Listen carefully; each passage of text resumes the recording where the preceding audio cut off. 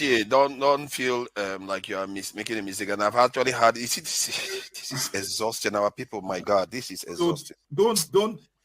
I think I'm going to leave this place because people are exhausting. I've had this conversation with CM. And he pretended as if he doesn't know the context you were talking from. This is scary. This is just scary. Our people, because people are so dishonest. You see videos, you know what? Sorry, forefather. You should come and take over. You are too dishonest. No, let me see. I'm tired of you people. It's unbelievable. Show can come and take over. Show you can come and take over, please. Forefather. People are just full of dishonesty. Please. They will never tell you the truth. I don't know whether what are you accusing me? You've seen whether it's deliberate or not. Calm down, please. Something is wrong. Something is broken in our people. Father. Calm down. Just go through these baby steps of pain. Baby step of pain. Just go through these baby steps of pain. Baby step of pain. Just go through these baby steps of pain. Baby step of pain.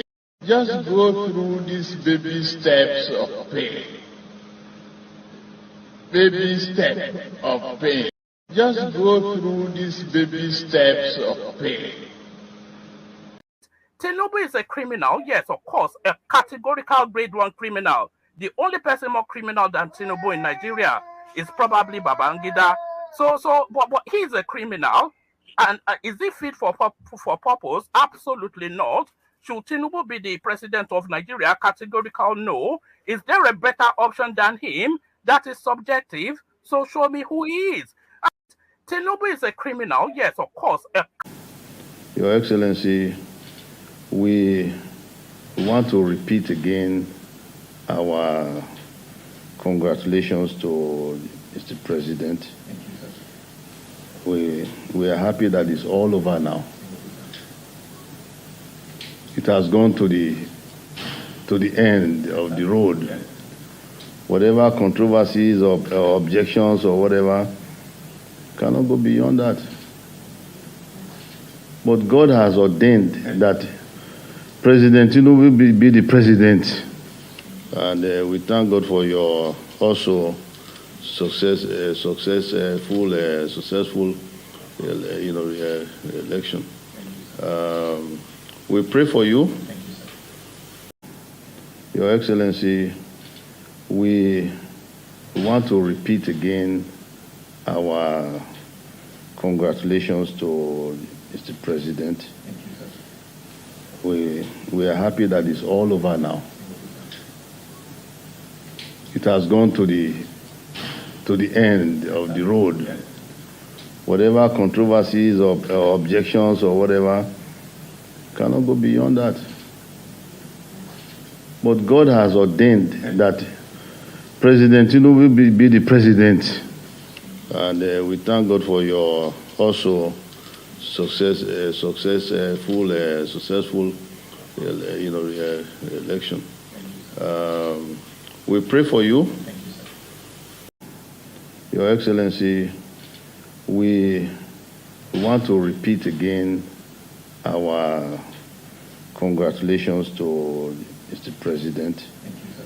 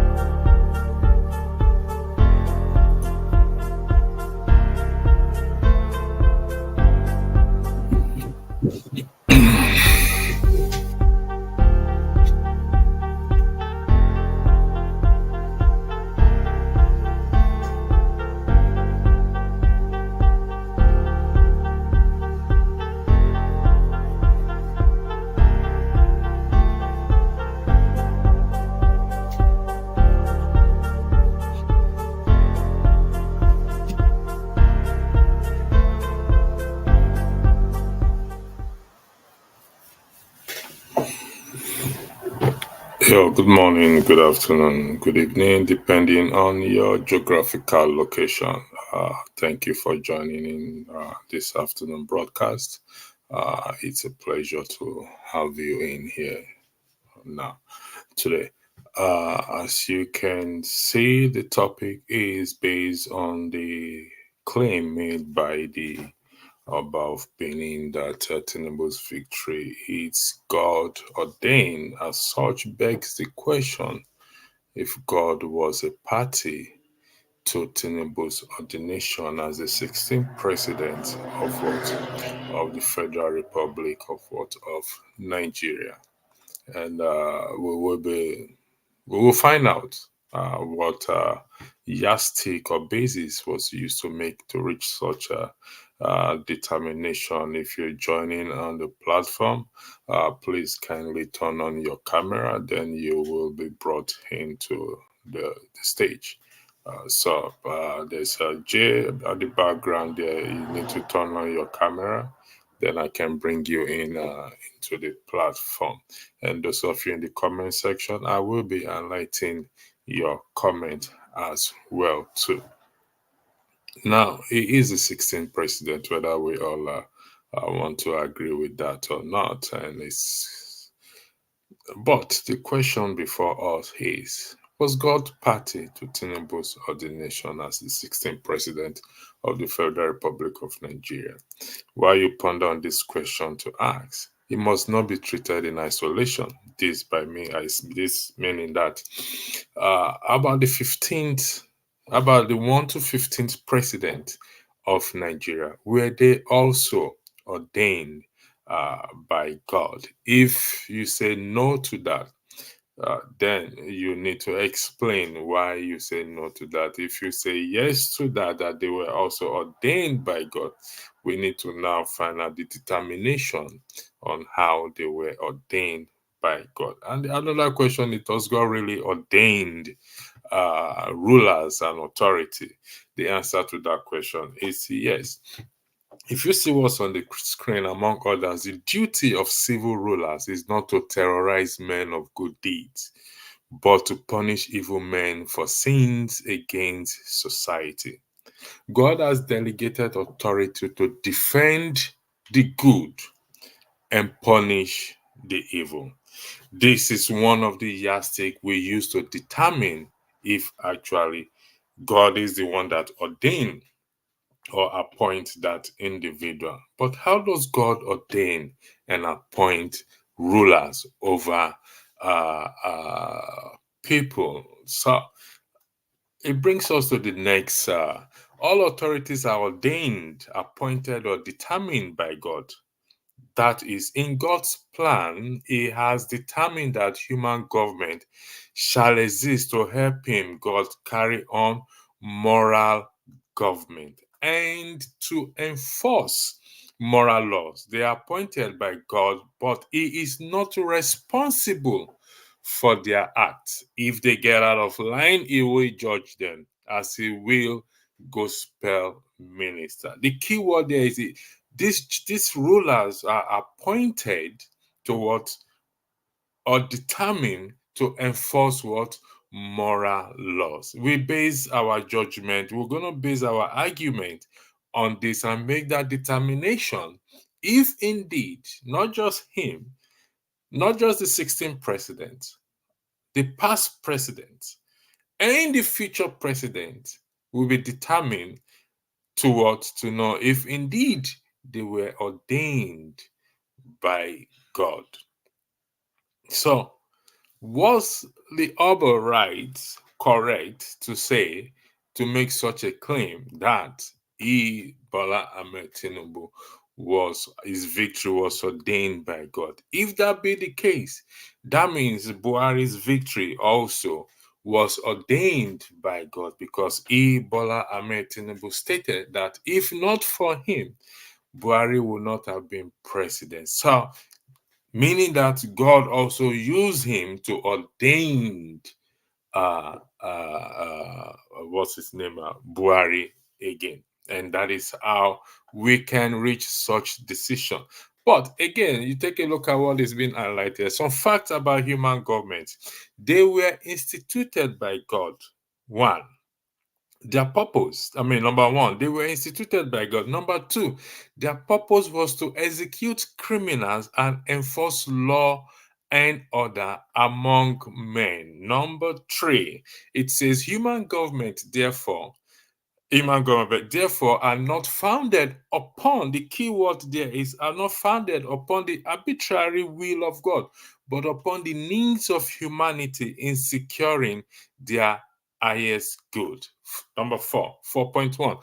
Upon the grounds of the best public interest, it becomes the duty of human government to use all necessary means to attain this end. 4.2. It is therefore absurd to believe that rulers have the right to govern and not the right to use the necessary means to carry out good government. We'll come back to this 4.2, please. I need to highlight 4.3, then I'll go to the comment section. 4.3. When a person sells himself to destroy the best good of others, it becomes necessary to take him from the society he seeks to destroy. When a person sells himself to destroy the best good of others, it becomes necessary to take him or her from the society he seeks to destroy. How do we go about that? That is where we are today. I'm going to highlight some. Let me start with my first comment here. I think was here since yesterday, Kata. Which victory, Momo man? Okay, you're allowed, entitled to your opinion. African time, I don't know what you meant by African time. The time was changed. Then we go to number 3. Prince Thompson, but actually, I wish you could come on the stage, Prince Thompson, to actually explain or clarify what you meant by your father, mother, and intelligence who had lost their moral compassion needs. I don't know what you mean by that, but I know I don't know what you're talking about. So it would be nice if you come on the platform and actually explain yourself. That means the poverty and suffering of people in Nigeria is ordained by God. That is a good one, Chigozie, Michael, because if we are claiming, or the Oba is claiming that Tinubu's victory is God ordained, I did said in the description there that equally could say that the people's sufferings also are ordained by God. Therefore, they should not complain that is not the case. Strangely, nobody, most people, I stand to be corrected, has not come out to call out the Oba to say, on what basis did you base this your claim on? He is known as the oracle of the gods. So did the gods speak to him, or the gods itself speaks to him to say, indeed, that he is that is the correct thing he said? Or was he influenced? And with what was he influenced? If you look at the video very well, even the Lagos State governor, there's no smile or any joy on his face. He was just looking like Lucozade as to what is this man saying? That is the question.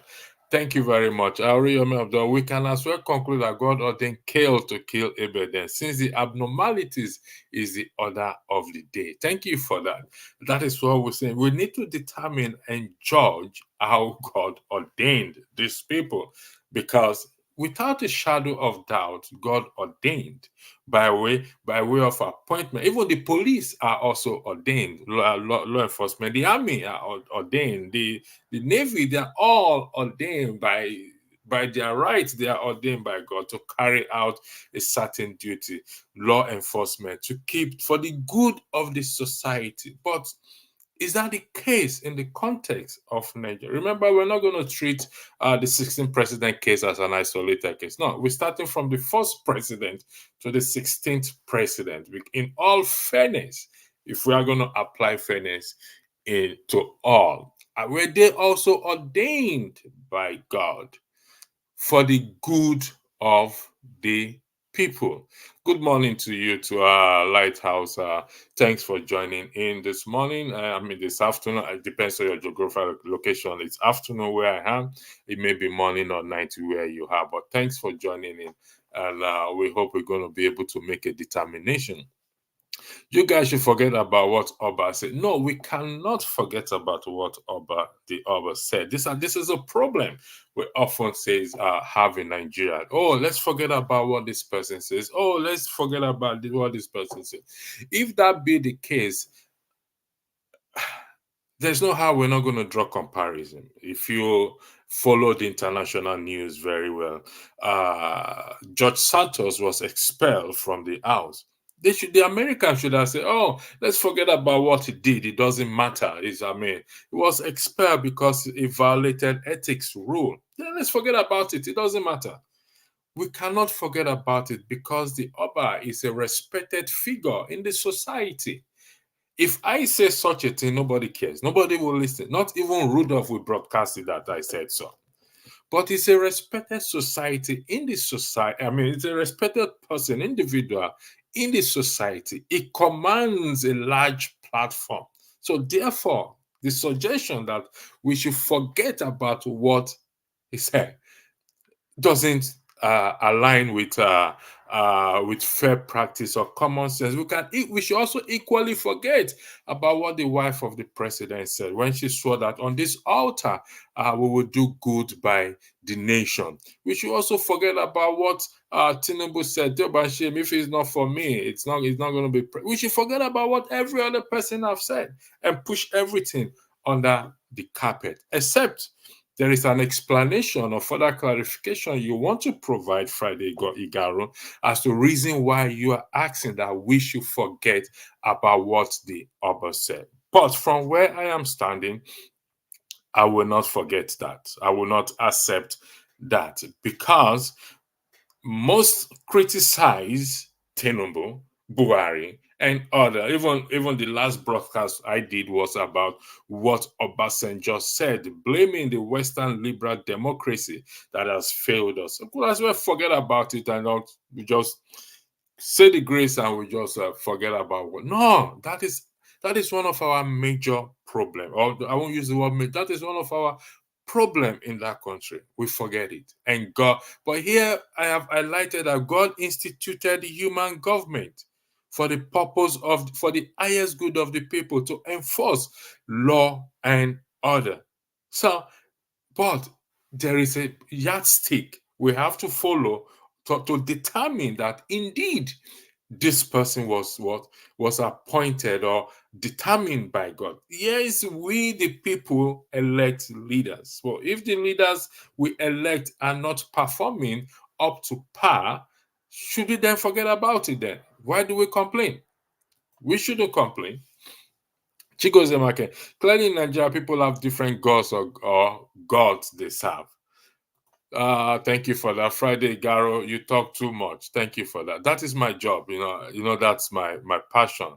But I talk sense. So if you don't mind, you can add sense to what you just said. That we should forget about what the Oba said. If I'm correct, yes, you're the one that said let's forget about what the Oba said. That's my job, to talk. That's what I think Rudolph have me here for, to talk, but I talk common sense. When the righteous is enthroned, the people rejoice. That speaks to the state of the country. Where is the rejoicing? Exactly. And when you say the righteous are enthroned, but when the righteous are not participating in politics, how will the people rejoice? When the righteous refrain, absent themselves, take away themselves from the human government that God created for them to participate in it, how will the people rejoice? Many have, in the course of preparing for this broadcast and studying, looking at some document commentary I was reading, many argue that the religious leaders and Christians are partly responsible for the decadence in the society. Do you know what? I completely agree with them. And that is truth. Because when you abstain yourself, you are supposed to be the light of the world. How would you be the light of the world when you abstain yourself from politics, suggesting, having this idea and suggesting that, oh, it is the ungodly, or it's for the ungodly and for the devils to partake in it. So where do we go from there when we now leave there? Welcome, Mr. Alexander Gomez. Good morning. Oh, okay, we lost him again. So here is the question, Chigozie. When the righteous abstain from politics, what do you expect to happen? When every one of us japa from Nigeria, what do we leave it for? To change? To fix, I beg your pardon. What do we leave it for? Thank you. Friday, okay, then you guys should continue. We will continue by the special grace of God. That is why we are here. So we will continue. Friday, God, Mr. Man, leave the Oba out of this. Why should I leave the Oba out of this, for crying out loud? Why should we? Can you explain to me why should we leave the Oba out? Mr. Lazarus, there seems there's something wrong with your network. Please fix it and come back, please. I look forward to having you there. So why should we? Thank you.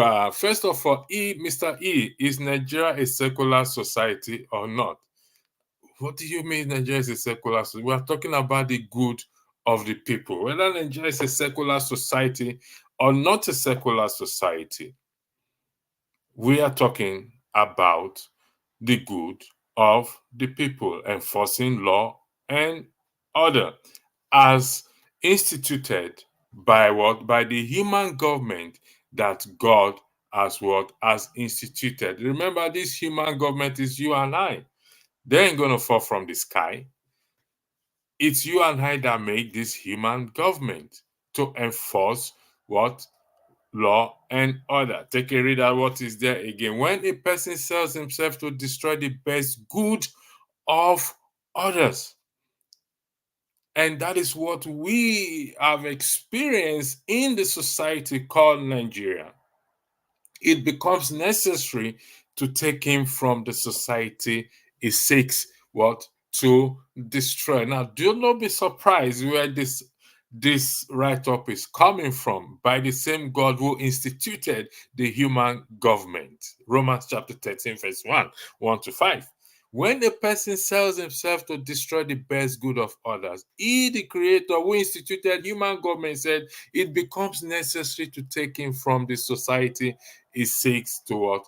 To destroy. So that is where we are today. Thank you, Mr. Blackstone, for joining.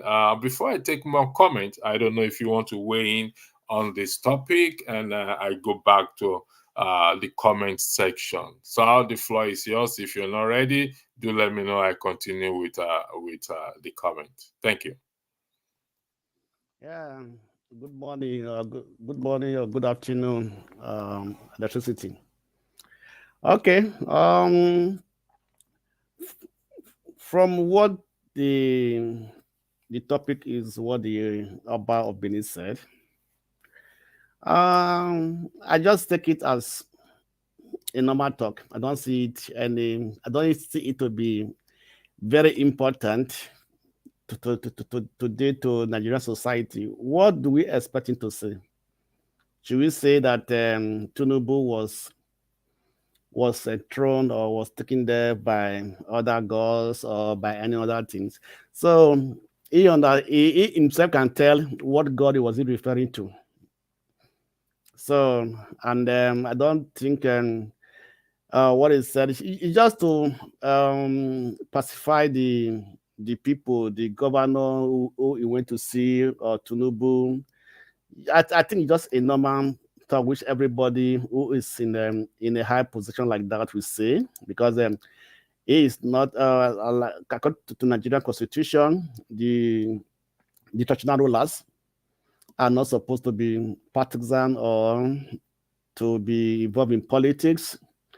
And then, so from that aspect, I think that is why he said it, that yeah, it is the will of God, or God enthroned him there to be a president, right? And we know that the Oba of Benin is a diplomat, and there's a diplomatic somebody, and he knows how to use words, and also how to to use what in the right at the right in the right situation where he is. For example, when Peter Obi went to visit him during his campaign, we know how he spoke to Peter Obi, that he had been hearing about obedient everywhere, obedient. He wanted to know who is this person that is gingering, or this person behind obedient group. And when he saw Peter Obi, when Obi went to visit him, we know how he spoke with Peter Obi. He didn't just go forward to say, yes, I support you and things like that, but he used some political, he brings some diplomatic aspect into it, just to color it in a way that it will not be a straightforward saying that I support you and so on and so forth, right? So he's a diplomatic person. So when he was there to say this is like what everybody in that position will say.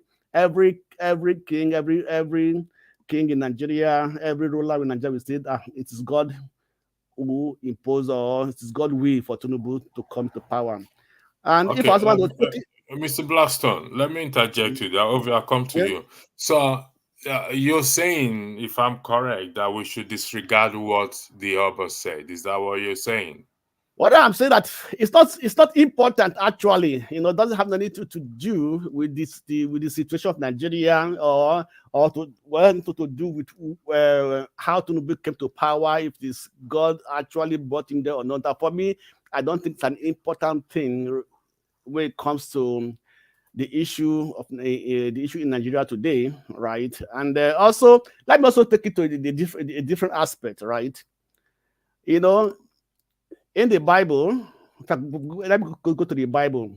In the Bible, we know that anytime that the Jewish people offend God, God allowed them to be taken over, to go for their enemies, for the other countries, to take over them, enslave them, put them through difficult times and everything, until they come back and realize that they have offended God, start pleading and everything. God then come again to rescue them, to fight for them and things like that. One thing I say, that sometimes hardship is a re-engineering of people's thought, way of thinking. You understand me? It's a factor. It's an element of re-engineering. How people reasons. So let's assume that from the past, from 1999, right from the time this democracy started, how many of Nigerians have been so much involved in talking about Nigerian situation as it is now? Because the suffering is getting tough. You understand me? So people are now waking up. People are now realizing their mistake, where it has gone wrong. You understand me? So I believe that this hold on one second. I'll come back to you. Ovi, do you want to weigh in what Mr. Blackstone just said? Because I'm getting a little bit confused here, so I need to put some questions back to him for him to clarify.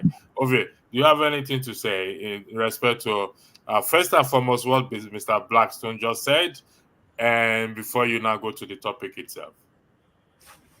Praise the Lord, brethren. Oh yeah. You went to church today? Now church with this. Happy. you said something that I find quite fascinating. I never feel I'm still trying to process it. You said hardship sometimes is the re-engineering of what? A re-engineering of people's minds. Yes, I was coming to that, but since you have taken it, go ahead. So say hardship is. Repeat them again. I said hardship is sometimes the re-engineering of how people reason, how people think, their mindset. That's something I will take home. It's there's a lot in that it makes sense. Anyway, electricity. What exactly you want me to respond to from No, if you don't have anything to respond to in respect to Mr. Blackstone's argument, no problem. But you can weigh in on the topic itself, which is Tinubu's victory is God's ordained. And the question that was posed in that regard is, was God a party to Tinubu's ordination as the 16th president of Nigeria? However, you must not look at it in isolation, in that we have 1 to 15th. Therefore, others can argue, or some will argue, that those past presidents also were ordained by God. This, by interpretation, we can now conclude that the sufferings that many Nigerians are experiencing today, like what Mr. Blackstone says, suffering is engineering the people's mind, are equally ordained by what? By God. As I yesterday, bag of cement is 6,000, between 6,000 to 6,500. The exchange rate is going up high. Egg, I don't know how they call it. It's about 3,000 naira depending. So all these sufferings are ordained by God. Therefore, the people should not complain. And it was defined, or it was made clear by what I put on the screen here, just to bring you up to speed, that among us are the duty of civil rulers is not to terrorize men of good deeds, but to punish evil men for sins against the society. Sins against the society. The floor is yours, Obi. Thank you. I think that's why I said what Blackstone said is very profound, right? if he's ordained by God, and Blackstone said hardship at times, what is the, I mean, so you see why I said that with he talk in a way, it answers everything, right? So if hardship is reality of our thinking, Abi, if I might, I said it's the sometimes the re-engineering of our mindset, of right? our mindset. Yeah, to think in a proper way, to come out and begin to see where is this problem coming from, where did it start or did it start? So you have to change our mind, way of thinking, Okay, yes. So what I'm saying is that our thinking brought forth the president. And as the saying goes, the people's voice, the people's choice, the people's deed, the people's will is God's deal with and say. But in our so you see where you talk, everything just follow. But in reality, Bola Tinubu is our God. Practical.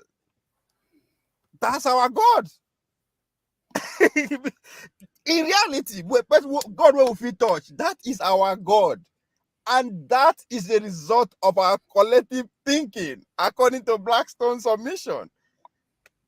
So the idea of God, I know they follow. Matter of fact, these days, even if me and you they talk business, I don't care how much. Once you bring God, I begin to look at you like this person knows this serious. Like let's deal with reality. Talk of God. God not just our own construct, right? Reality. Tinubu is God. So if it is the people wish that is Tinubu, that means it's God's wish. It's God, not God bring her now. So I read that. That's how I read to what the Oba is saying, that in terms of the Bola Tinubu president is people's will. Yes, now we be God now. Our collectiveness is no people will be God. But some people argue that the election was stolen. Their mandate was stolen, including the Labour Party presidential, former Labour Party presidential candidate who even went to visit the Oba. So, if it was stolen, how do you now align it with the claim? I will come to the Oba's visit, but if we say it was stolen, it was rigged, then collectively we all agreed again to submit that. Who did the stealing? Who did the stealing? Isn't the people? Wait now, let's agree. Say stealing everything they like, but collectively, right? We all come together again and agree. and submit it to what? To a superior God, which is the Constitution. Again, the Constitution is still our own thinking and bearing and doing that being the Constitution. So at the end of the day, one way or the other, we give our power, say, now you be our God. So at the end of the whole process, whether we like it or not, we don't agree. We submit to the higher power. Higher power is the Constitution, and the organ of the Constitution is Tinubu, which is God. So why am I putting it this way, right? We need to start thinking reality, practical. For all these ideas, God, I am hungry. Oh, go give me food. Sit down for our food will come. We need to start to face our reality, right? That's our reality. Bola Tinubu right now is the authority, is God, whether we like it or not. We don't just like the normal God where everybody carry for it. Not be everybody like her now. Not be everybody they follow him, right? So that's our reality. So all we need, as in anything that we can touch physically, that is our reality. So this idea is that no. Everybody just coming to Oba. Oba was in Lagos for his own personal reason. You cannot tell me, say, Oba just wake up one day, say, you know what? May I go tell the world now we get Lagos. It's impossible. That is a very educated human being. It's not possible. So he went there for a reason. And as far as I'm concerned, I'm still saying it at heart or during the election, Oba of Benin was obedient. He was obedient. He was not bad. So now bad don't win. Okay, let me interject you there. What are you suggesting? That it was induced to say that, or it was under duress, or it was under pressure, or what are you suggesting? Please, could you clarify that for the purpose of the audience? That's where I'm going. When I say he was obedient during the election, Tinubu don't win. Appointments don't they go around. Because that's one thing we need to understand. That's why I thought, say, forget who be the person, president, Tinubu, Obi, whatever. No, it is the cabal. It is the vehicle that is bringing him that matters, right? So if I'm right that he's obedient, that means he's not on that vehicle. Now, when appointments, ministerial appointments, all those things come from those people who are in that vehicle. This is my own. I'm putting out there. I'm putting what I believe out there so that I can be criticized or be disagreed with. But this is my reading to that. So he's out. If you remember, he was the first person, I think, among all the first class kings that visit Asu Rock.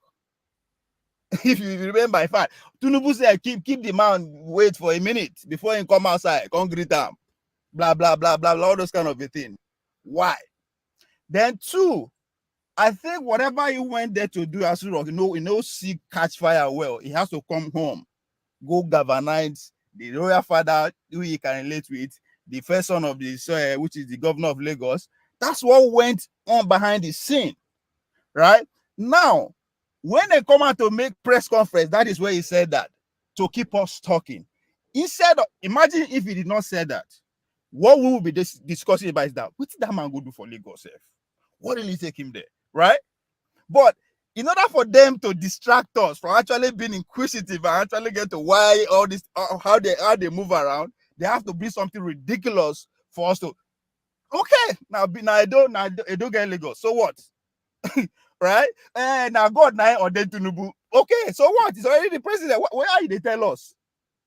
If I say it's not my president, you're saying it will not convince me. If I say it's my president, you're saying it will not convince me. So this man, we should start looking at them. They are very intelligent. Let's face it. They are not stupid. They are well educated. They are adult. They serve. That man work for his life. So it's not be saying no. They don't just wake up. They don't just wake up say, man, they go Lagos. Go tell them say now we get Lagos. No. That's I don't buy that. It's not a comedian. It's not an actor. No, that's a serious move for him to leave Benin. For a king to leave Benin Cup is serious, and it's not say now we get Lagos for what? So now distraction. So there's things going on between themselves. When you say distraction, I'm gonna highlight a comment for both of you to weigh in on. First of all, when you say distraction from what, please, if you don't mind? From us not to go into what is really happening. Such as? So that what I just said, it's an obedient. Now he's trying to see. Imagine, you know, say this game now winner take it all. Yes. Once you are out of the system, you are out of 4 or 8 years now, long thing, you know, especially somebody who got the system where money just they come. Donald Trump is out of the system. He's trying to come back into the system by so that to tell you there's something there that will make them want to die to you. So it's a serious thing. As I said, it is serious. So, or if it's not that, but I can bet my life. Oba did not wake up say, I want to go and tell the worst in I will get Lagos. That's not no. He said it himself. He doesn't like to travel. He doesn't like traveling by road. In order for us to start investigating, start being curious, start asking and all that, and maybe we'll begin finding out things that we are not supposed to find out, right? Because the more you know, the more you act, right? Yeah, that's why Nnamdi Kanu, Sowore, people who conscientize the public are very dangerous. Yeah, that's true. So the system, the power that be, they will do everything to distract us. Something ridiculous like this. Just tell me, in today Nigeria, how do say, okay, now Oba and Lagos help us in any way? Any way, shape, or form, any way, how? Now you know from nowhere. He not speak to anything in today Nigeria. Nothing. We don't people know the fact with the Yoruba people because nothing. But from nowhere, it become national discussion. That's something we should not even pay attention to it. We have more problem. We don't get lights. He should come and tell us why we don't get light. But Ovie, if you say like you just mentioned that we don't have light, let's do it this way. Yes, let's say he said it for a distraction or for whatever reasons, but for the fact that the people are suffering, our people are suffering. And you are bringing God into context, based into the situation, based on then we cannot dismiss. Like you said, it was an obedience, which I know as well too. And suddenly, that's what I'm asking: was it induced, or was it coerced, or under duress, or influence to say this, regardless of whether it's a distraction or not? Okay. Okay, hold on. Let's give Blackstone the floor. I'll come back to you. Blackstone, go ahead, please.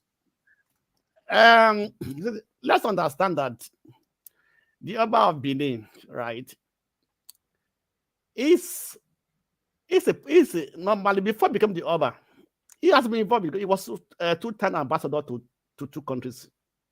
He understands the games. He understands how they play this game. You understand me? So for him, because I was surprised that the Oba of Benin left his throne, went to see the governor of Lagos State. When I saw that it was in Lagos, I was surprised myself. Because the Oba of Benin hardly travels to visit people, even if you look at his father or the previous Obas. So there's a political narrative to this.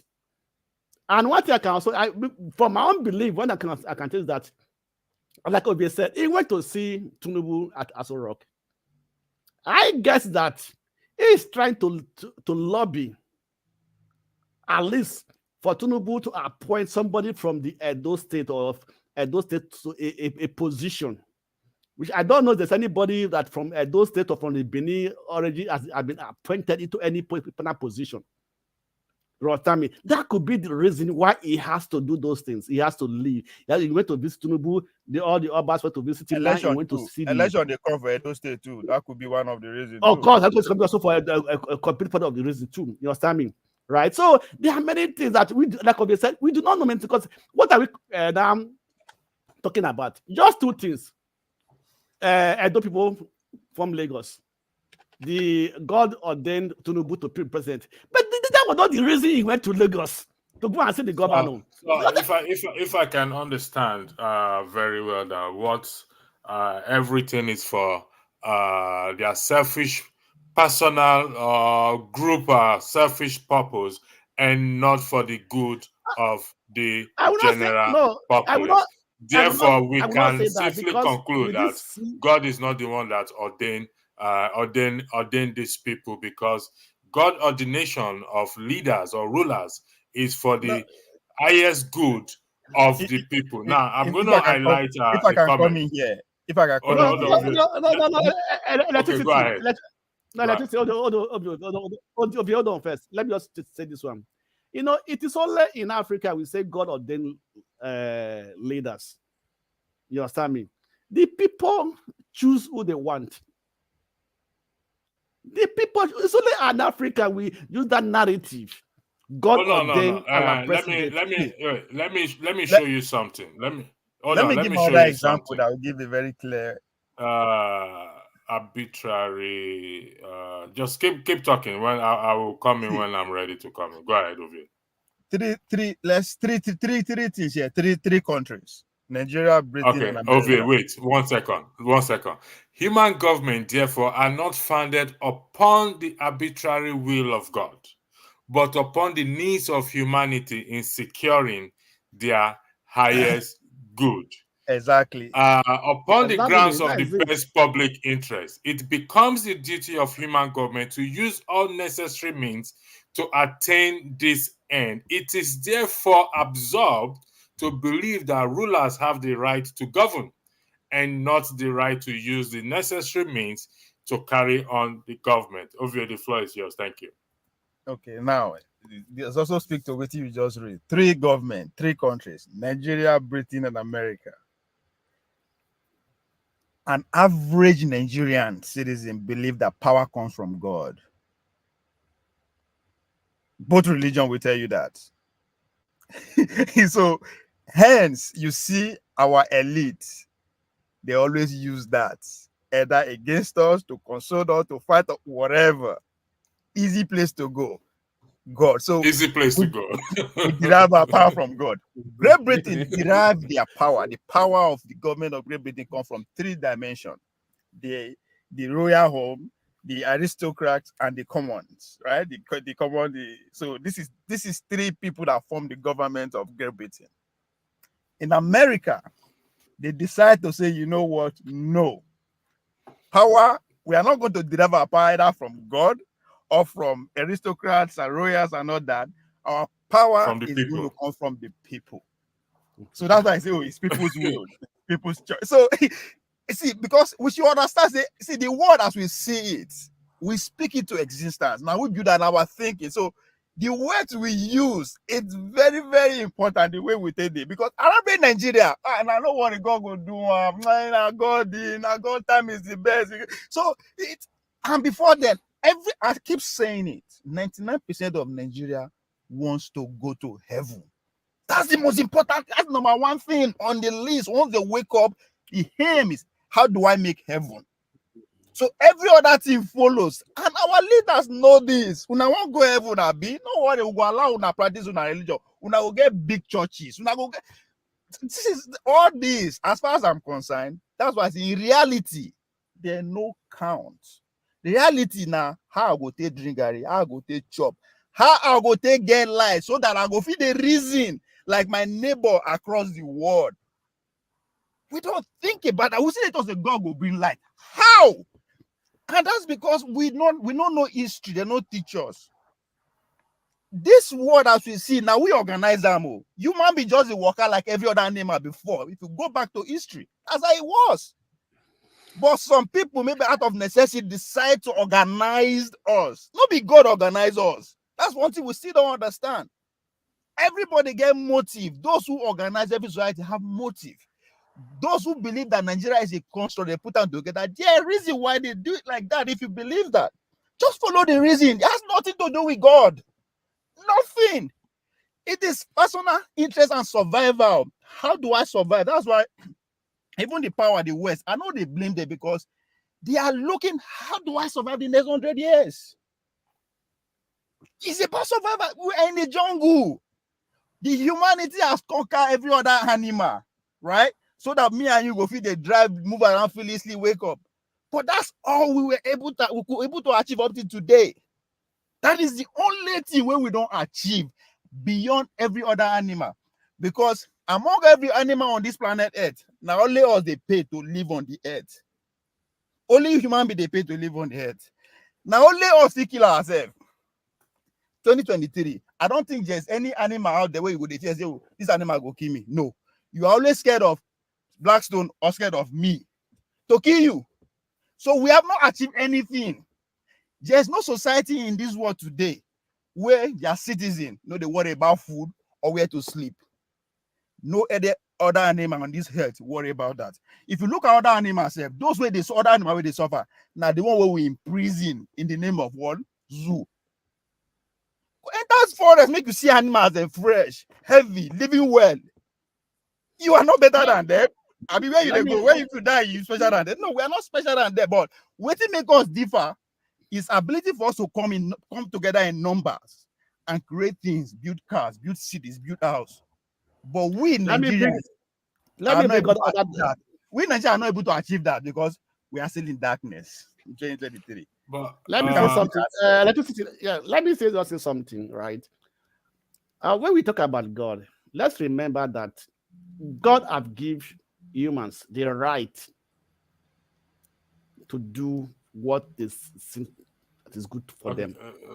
Blackstone, sorry. Yeah. Look at this comment on the screen, in front of your screen there. Because we always, like I rightly said, and I think I said this to somebody this morning, that why are you always saying that let's leave everything to God? Let's leave everything to God. Let's leave everything to God. Let's leave everything to God. So therefore, don't go and meet God for money then. Don't come and be bothering me. Let's go and meet God then. Electricity, look at this guy comment.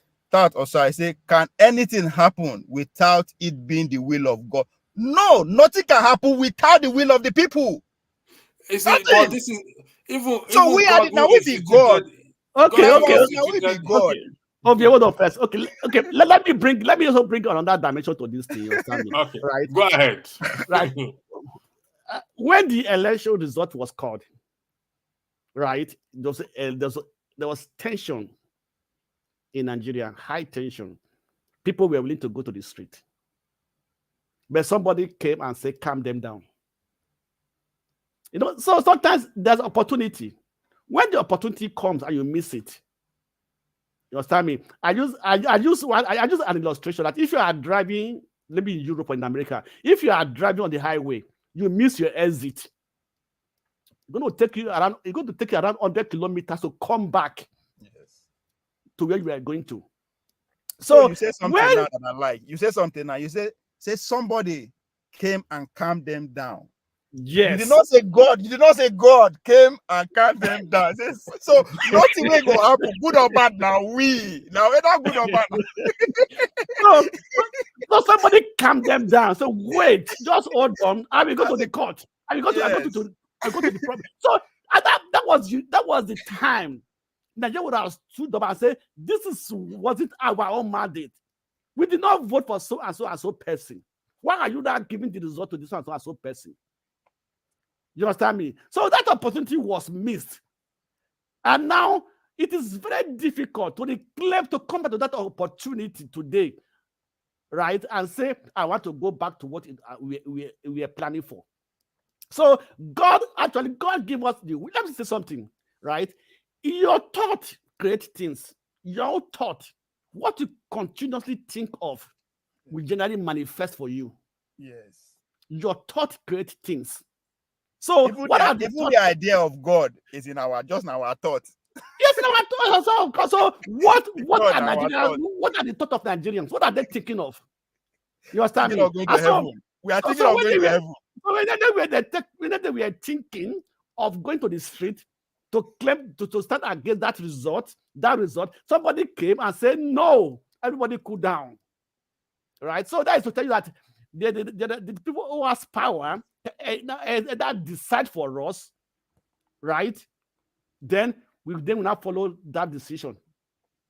Okay. You understand me? Blackstone. Let me hold on 1 second. Let me give you one idea.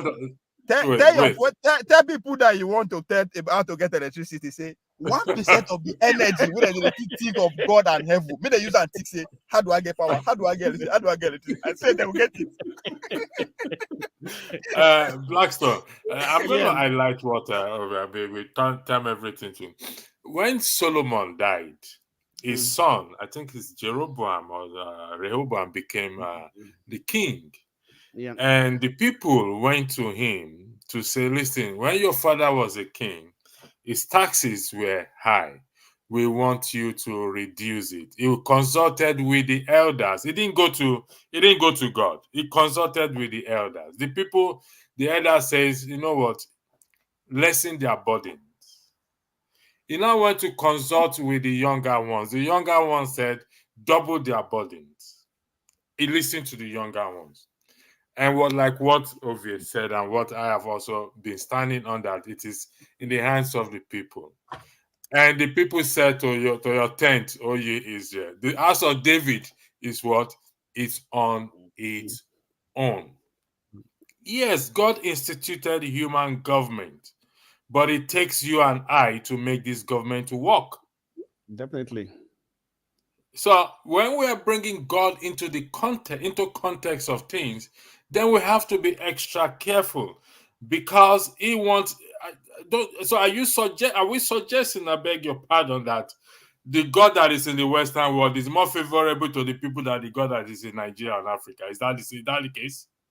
Electricity. It is their mindset. It is how they think. I just tell you It's now how where they they think. have their power from. It is where they have your power No, from. it is how they think. It's how they think. It's how the reason. But electricity, see this guy comment. I think to me is the best for so far for the day. Even everything way they talk. Michael Chigoze Michael. He said this is Michael. why. Let me look. Said this is why we worship. Is it this No, one? no, no, Only no, no. African use God as an No, excuse no, for no, their no, no, failure? not that one, not that one. He said this Okay. is why we worship any. Yes. No, no, no. Let's say Calm down, only calm down, Africans calm down. want No, calm down. The next one after that one. the next one. This one. Yes, yes. This is why we worship any progressive people as our God or God. We see the ability to shape their life as divine, while we wait for God to shape us. You understand? That's why we see America as it's God's own country. We see Chinese people as extraordinary. So we they see them as if they are closer to God than us, right? Because they are figuring out collectively to change their way of life, right? That's where we are. We see the animalistic state. That's why in a way I agree with Nnamdi. We could not come together, we as people, to build just a conducive environment. We don't want to go moon, forget moon. Make we get last so that we go fit they see day and night. It's 2023. Make God please. Okay. Electricity. Let me take you back to the book of the Genesis. What did God told Adam to do? He asked him to walk, to till the ground, to maintain and everywhere. To subdue what? To subdue the animals. So that's why we are human animals. So there are those that can subdue us, can subdue some people, understand me, to get what they want. So but Blackstone, it is in human nature to want to subdue one another. Yes, I would love definitely. to subdue Ovie, but Ovie will have to revolt. For example, look at. I used, for example, George Santos in the US. The guy never wants to leave. Some people were supporting him, but at the end of the day, they did not say God will come down. The people will prevail at the end of the day. The people will, not God's will. They all say the same thing. Exactly. We all say the same thing. I just give an example that when there was opportunity for us to stand up against these monsters, somebody say, calm down. And we go through the court process. And we know that begin to see ourselves as the God. Then we can do godly things. As a citizen, we have the power over the few who are ruling us. You understand me? Because I just say one thing, right? Look at Canon. They know who they voted for. When the court notified the governor election, the victor of the governor, the people went to the street. The women went to the street because they know who they voted for. So if you know, was Tinubu victory? Was anybody in Nigeria that celebrated Tinubu victory? Nobody celebrated because most people know that they didn't vote for him. There was no celebration. There was nothing. It was the, in fact, let me say, it was the only presidential election that was never celebrated in Nigeria. Because the people knew they did not vote for him. So that was the opportunity they can say, we want to stand up and fight for what we did, who we voted for. So also I see that it's not God, the people. God has appointed the people to take charge of their life. Imagine a country that pay more serious attention to religious studies than to history.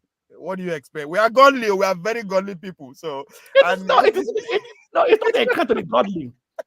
Here is my question.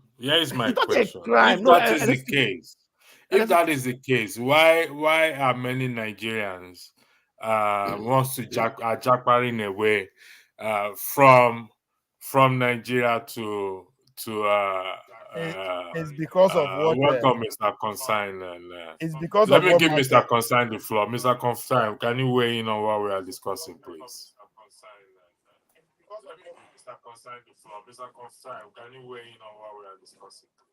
Good morning, guys. I hope you're hearing me. Yeah, we're hearing you loud and clear. Mr. Consign, before you go on, let me ask you a question. At least let us first of all, we have to know which God that heard the Oba. Let us know the gods that heard the Oba, whether it's God of Jesus Christ, or is that the God that worship? Because I am from Benin. I am from Edo State. It is not our God that sent him. We don't send that message. Oba went through many rituals before he became the Oba of Benin. So which God now is he worshiping? And which God tell him to say such a thing? I concur with Ovie. We must investigate him where he's coming from. You know, my brother, these politicians, whenever somebody is a politician, he's a politician. To be an ambassador, you have to be a politician to be an ambassador. And they say when you watch a pig or this, you want to be a pig. He needs something from the government. That's why he have to. And that is what is killing them today. That is why these politicians are using them and dumping them, kicking them out. What happened to some of the Obas now, some of the kings now, everywhere? You know what happened in Kano? How that man was removed? In the East, everywhere. That's how they're being removed, because they involve themselves in this stupid politics. You understand? So it's not helping them. It's not. A governor today another governor may come in Edo State today and decide to remove him. And he can remove him. You see, so all these things they are doing, they are insulting themselves. You cannot.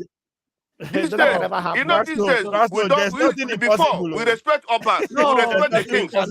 You can't talk anyhow to the kings. because the Obas not appointed now. All they need to do now is instigate the people after the throne. You can insult the king, but before you can't. When we are growing up, during the old days, you can't. If the government collide with federal government, instigate people of Edo against their throne, they don't end with that. They will, because you see, when the politician come in and when somebody is telling them lie, you know, people hate lies. Let me tell you, people hate lies. When you want to deceive the people may stand up against you. Don't come and lie to the people. Don't come and deceive the people. We before the kings and the Obas and this and that, they are respected. Like what happened in Lagos State. You see how they wanted to destroy that man, that king in Lagos State? Because of all his atrocities, all the things he has been doing, atrocities and all his utterances. That's why the time of what they call it, the NSAS. You know what? See what happened to that man? So it's because of those kind of things. The people supposed to respect themselves. They're supposed to respect their throne. And when you're not doing that, you're calling out on yourself. I can leave for now. Anyway, thank you very much. Anyway, for me, Let Anyway, me highlight this. You cannot remove the Oba of Benin. The Benin people will resist it 100%. Benin worship you their cannot king. remove your Oba of Benin. See, No, see, they did it before. Blackstone, No, they did it uh, before. It happened in Blackstone, the history Blackstone, before. What? Wait, Blackstone. I I want hope me Uh, to you. why, commot the why word, was the commot the word what cannot. happened to the one in Kano? Listen, What make I happened tell to you the what it people is. No, from Kano? See, wait, Blackstone, concern, wait. Uh, Blackstone, Blackstone. Look at it. Make I tell you how it go to happen. If there's a need to it to happen, now for state governor to collaborate with the federal power to instigate uh. the people, say it's over. Once the people don't speak, it never finish. The people Now, of Benin see, respect. The people of Benin respect the Oba a lot. the Yes, Benin are people. Now people Yes, agree. it's Say, possible. hold on. Now people agree. Say the royal family must remain like that. It's an agreement from the people. Nobody say na divine power. Now people agree. Say, oh, make it be like that. So nobody say na the man strong. Say man, I'm gonna be like this forever. No, no be in power. Now the people's power. The people of Benin say this throne must remain in one family, and they agree on it. That's it. So they can decide to say, you know, we agree. Say man, it's over, and it will be over. So there's nothing like they cannot. You understand? We don't want it to happen. That is one secret the way the throne get. Yes, we like it like that. But that doesn't mean it cannot happen. There's nothing like that it cannot happen. Now people get power now. Now people get power. Mr. Blackstone, there is nothing that it cannot happen. When the power that be wants to remove, they will do everything to remove. That is just the truth. It's like saying coup can never happen in Nigeria. Is that it can happen? So, but we don't pray for when the people first come, what do they do? They no banish the grandfather go come up for the come up for now. electricity. Wait now. No, Heaven fall. different. anyway. No, what I mean by that. Don't No, let us go outside there. Let's leave the Oba okay. with his people. It's a But secret. one of We the like it like that. surprising That's what things, makes it unique. That was made yeah, that throne unique. The fact that it just there, that makes it unique. We yeah. like it like that. Let's one of the surprising things. I stand to be corrected. If you listen to, read the description. Like we always said, the content creators. Let me highlight one. Those who claim the people like Naija Watch, the Edos and everything, Benins or whatever it is. None of them have come out. And like I said, I stand to be corrected to actually say, to challenge or weigh in on the Oba's comment, the way they weighed in or on Tinubu's and Buhari and Obasanjo. I don't know if any of you have heard so far. I have not heard because on the description I said every one of them should go. May they enter house, may they close the door behind them. After that, Oba's comment, I yield the floor to So you guys. when you say reaction from elites from those regions or Yes, from those regions and even content creators who are so quick to yes, jump on. Yeah, so go ahead. because as we said, the reason behind it is known to the people who are bankrolling those content creators. As I said, it's not distraction. It's not important. It's not saying anything important for them. Those people, most of them don't get their own share. Now only in the worker now. You don't be only in the worker. He hasn't gone, and again, he hasn't gone. If to say a general problem, if I don't go whether Emir of Kano place, if I don't go one other places, but not from Asu Rock to the man village, which is Lagos. So now only he get that problem. So and I don't think he has get influence like that in terms of influencing social media. Nobody actually they root for her. How many content creators out there they actually carry matter for head, right? Nobody. So that's what I see here. His problem, whatever that he's chasing or where they chase him, it's like it's only now only he affect like that. He never spread. Another thing I also believe that for so many people, they don't think to be important. And also, the Benin people also respect the words of their Oba. That's another thing too. You understand me? Because they... Mr. Blackstone, look at what is on your screen. This is what I'm trying to say. Now, you see what is on your screen. This is what I'm trying to say. No, that's what I'm trying to say. No, wait, that's what I'm trying to say. I said most Benin people respect the words of the Oba. They don't mostly argue it. You understand me? They don't argue with it. When the Oba speaks, it's like the God has spoken. You understand me? So they don't argue it, right? So that is, I think that's one of the reasons most people doesn't even start. But so many people, it doesn't feel, they don't think it's very important, right? But when it comes to the issue of this monarchy and everything, I always say that Nigeria has four systems of government. You understand me? We have the executive, we have the legislature, we have the judicial, and we have the traditional councils. You understand me? That's what it is in Nigeria, which I've never seen any part of the world. You understand me? Every tribe have their own king, and the government are paying them.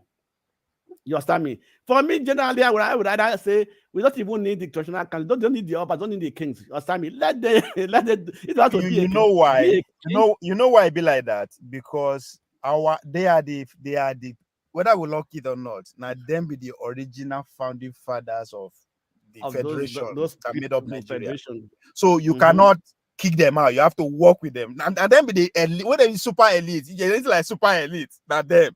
Because they don't do anything and you have to pay them, right? They have a lot of power, just as you put them. They control a lot of power. They have a lot of power.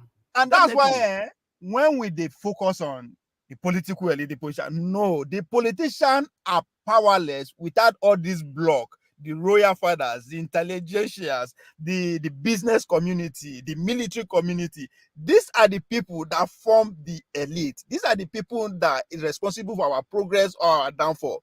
And that I don't say they are visionless, because if you just look at any of them, all their dream is to have an estate abroad. None of them, just look at the institution of the Oba of Benin, for instance. I respect, I like that institution. I might disagree with the person who is there right now, but as far as I'm concerned, that institution, what that thing can be generating at least $1 billion every fucking year to Edo State or to the country of Nigeria. You understand? But because they are visionless, they would rather go they take picture with the Queen of England, right? Make them, you understand? So instead of make Queen of England, people will come your house, come steal. They keep to your house and loot you. But now they go just to take picture with them and you are happy. Something is wrong. It's supposed to be the other way around. So our elite are visionless. And that's our problem. They don't get vision because every other society, their vision, their elite always, now them they carry the country, the society forward to the next phase of life. Gentlemen, let's weigh in on what Ovie just said in terms of revenue generation by the palace, which let's do it across board, because I believe every sector in Nigeria can generate revenue. For example, the recent FAA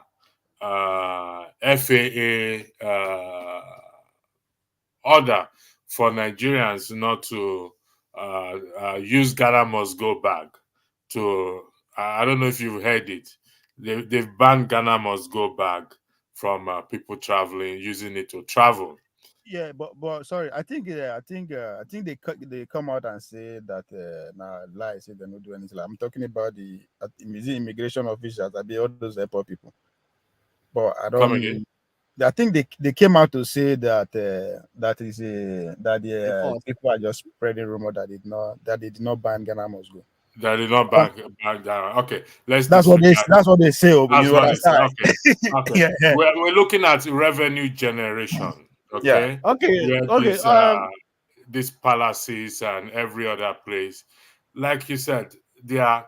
Let me say something. Yeah. How can we, like, we say, is it down to the people? And we've always been. Let's agree on one thing here, so that it will help us to move forward. To fix that country is down to the people, you and I.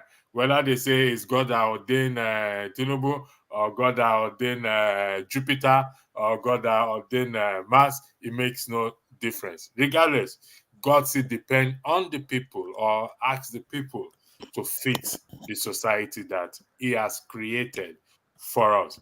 So, in terms of revenue, let me say something here. Wait. Let me say something here. In terms of revenue, the traditional council, or the traditional, let me use a Benin as an example. The artifact of Benin, right? I think I was listening to Arise News. They said that one of the states that still have a museum today, that for the artifact is Edo State. You understand me? They have a and I think the Oba of Benin, they are building a new museum. I remember that here in Berlin, one of the museums here did almost, I think for 3 months, they display artifacts from Benin, the Benin artifacts, for complete 3 months.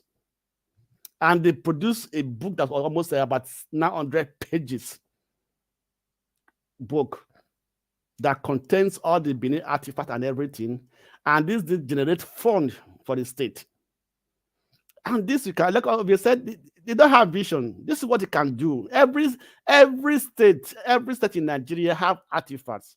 Why don't we have a museum? Because museum generate fund. People come in to see. You understand me? You know, so it can be an avenue of generating money for the state if they have well standard and equipped museum.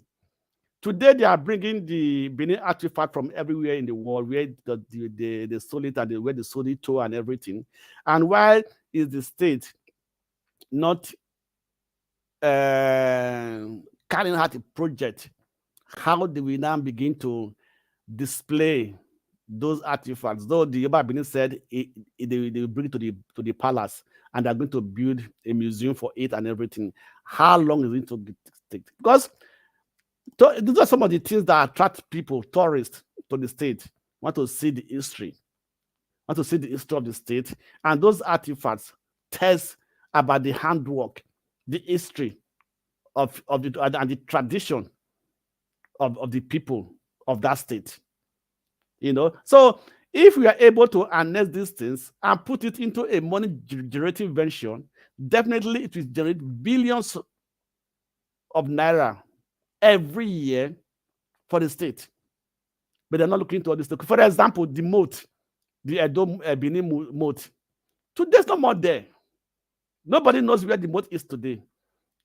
And that's a big something that sometimes we are generating money for the tourists. People come and see. People now telling them the history, how it came about, what happened, so on and so forth. Because we have lost many things because we do not value these things. We do not keep these things because we don't have that attitude of preserving our culture, our cultural heritage, our cultural artifacts. You understand me? You know, for example, here in Germany now, there are some buildings that's about almost 200 years old.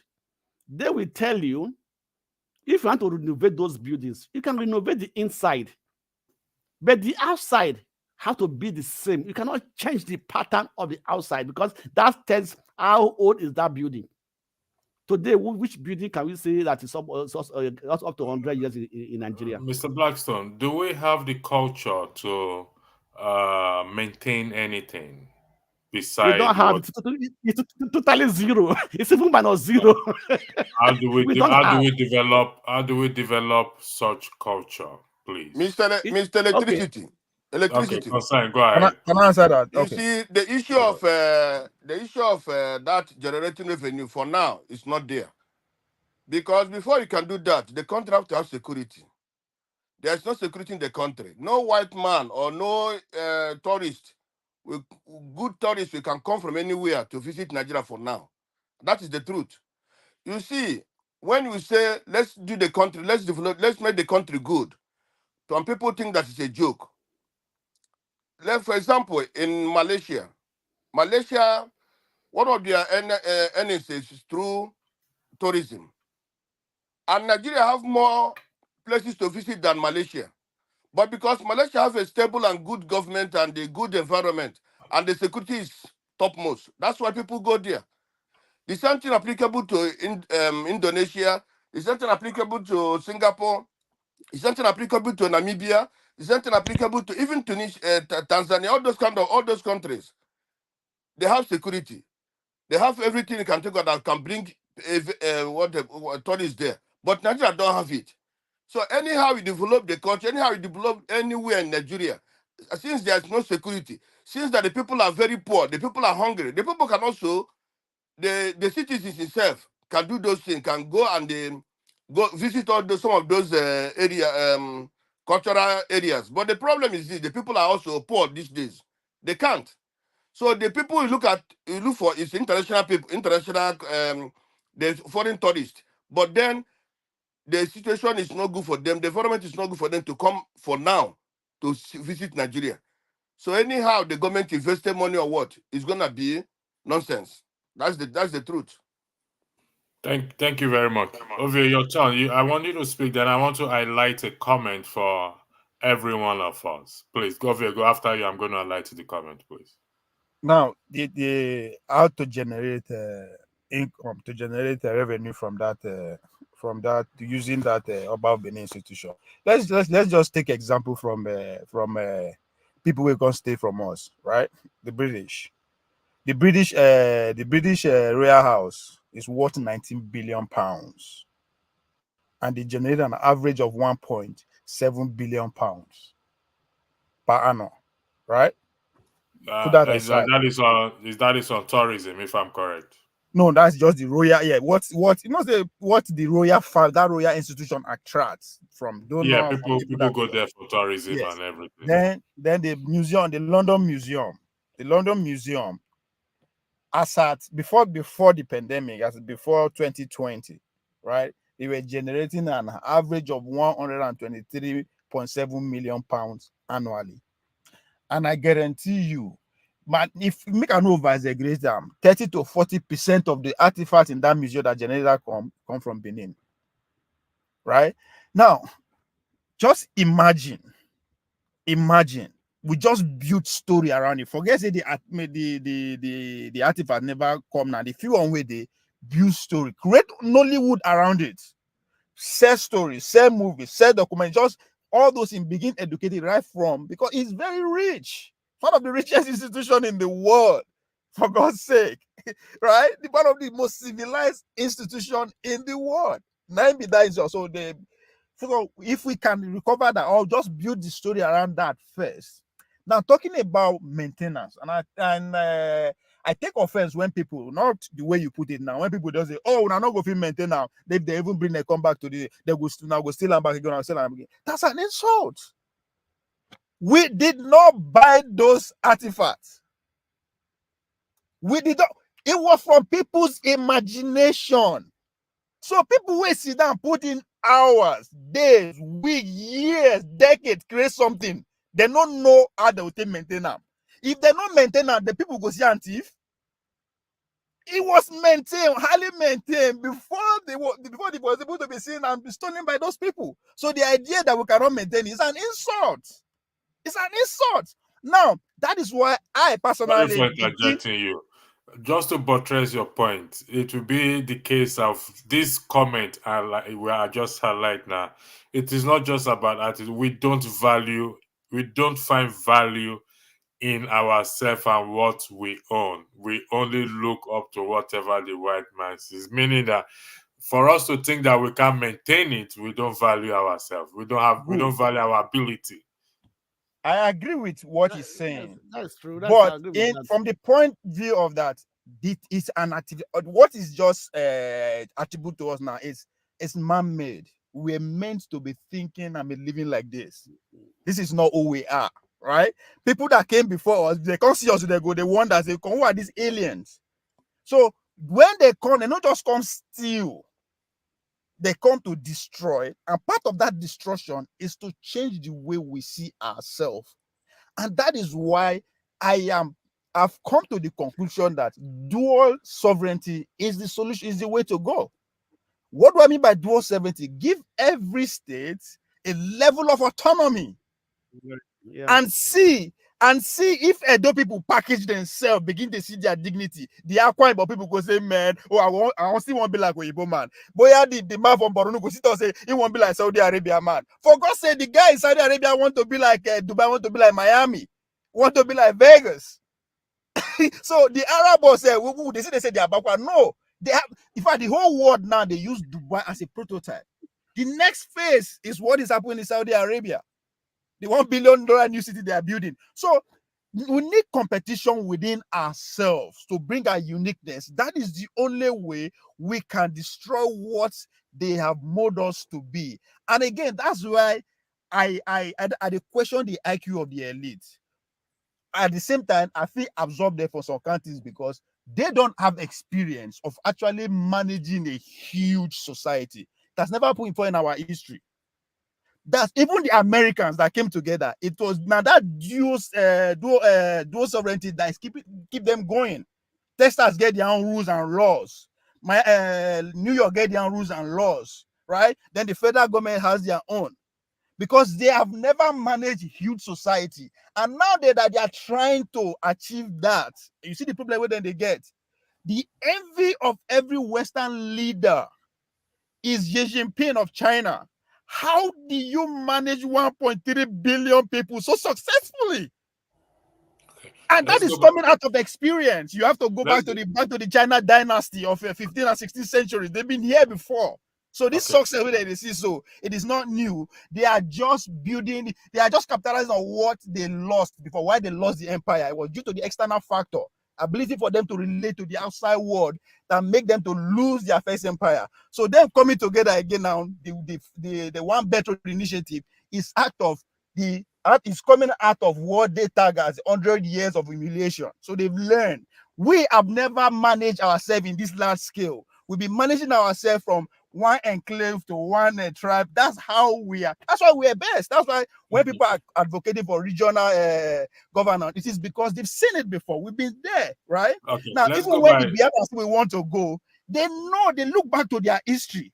Man, we can do, if we continue as one people in our own enclave, would have been better than this. So that is what is causing all this confusion. Let's go. Right? Let's go by the dual sovereignty that which I agree with, but the implementations or the achieving it at Blackstone, the dual sovereignty that Ovie just highlighted, because it's one thing for us to talk, like we always say, it's another thing also for us to go by the solution, and the solution that has been profiled several times is education, going down to the grassroots.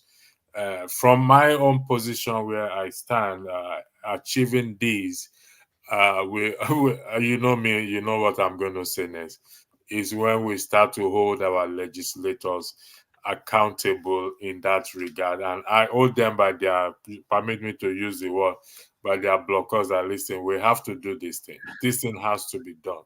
Down again to the people. How do we achieve this? I'll start with Blackstone. Okay. What Obi just said is, I agree to that, right? Let's remember that even before Nigeria become one country, there were several tribes or several communities, right? Like, for example, what they call today the Benin Kingdom. The Benin Kingdom have their own way of ruling themselves.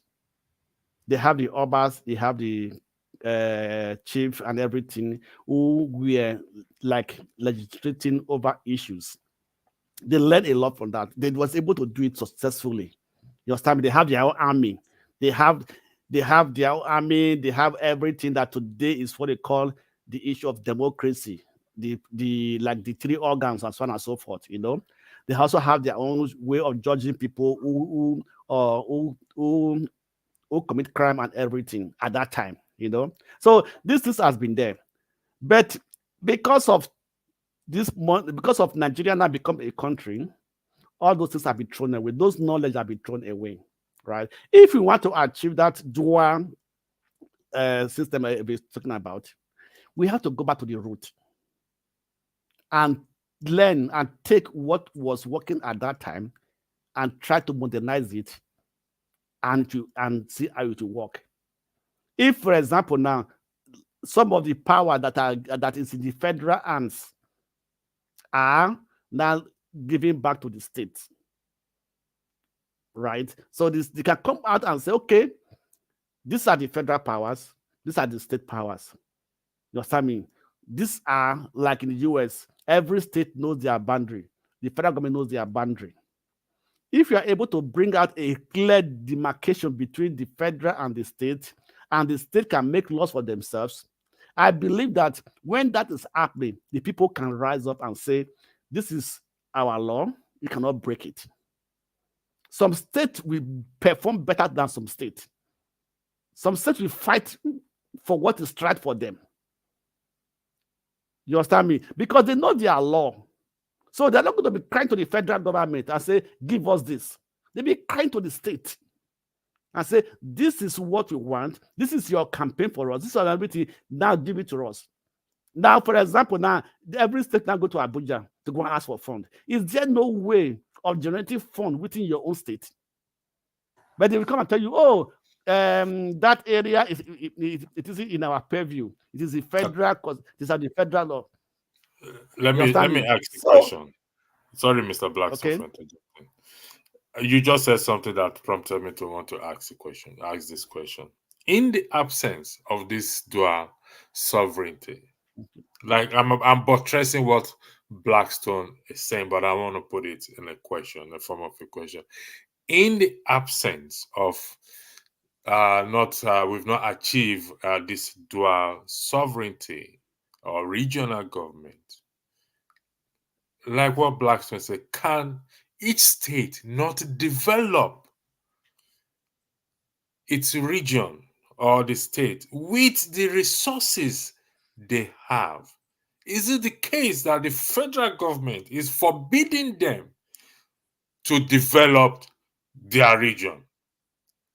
For example, the electricity bill that was signed before the departure of the last administration. Is it the case that the federal government, I want to be educated, is there a law or so anywhere that says that states cannot develop their region? Please help me to understand this. We'll go to Blackstone first, then we'll come down to you over there. Thanks for joining us, John Abba. Thank you. Okay.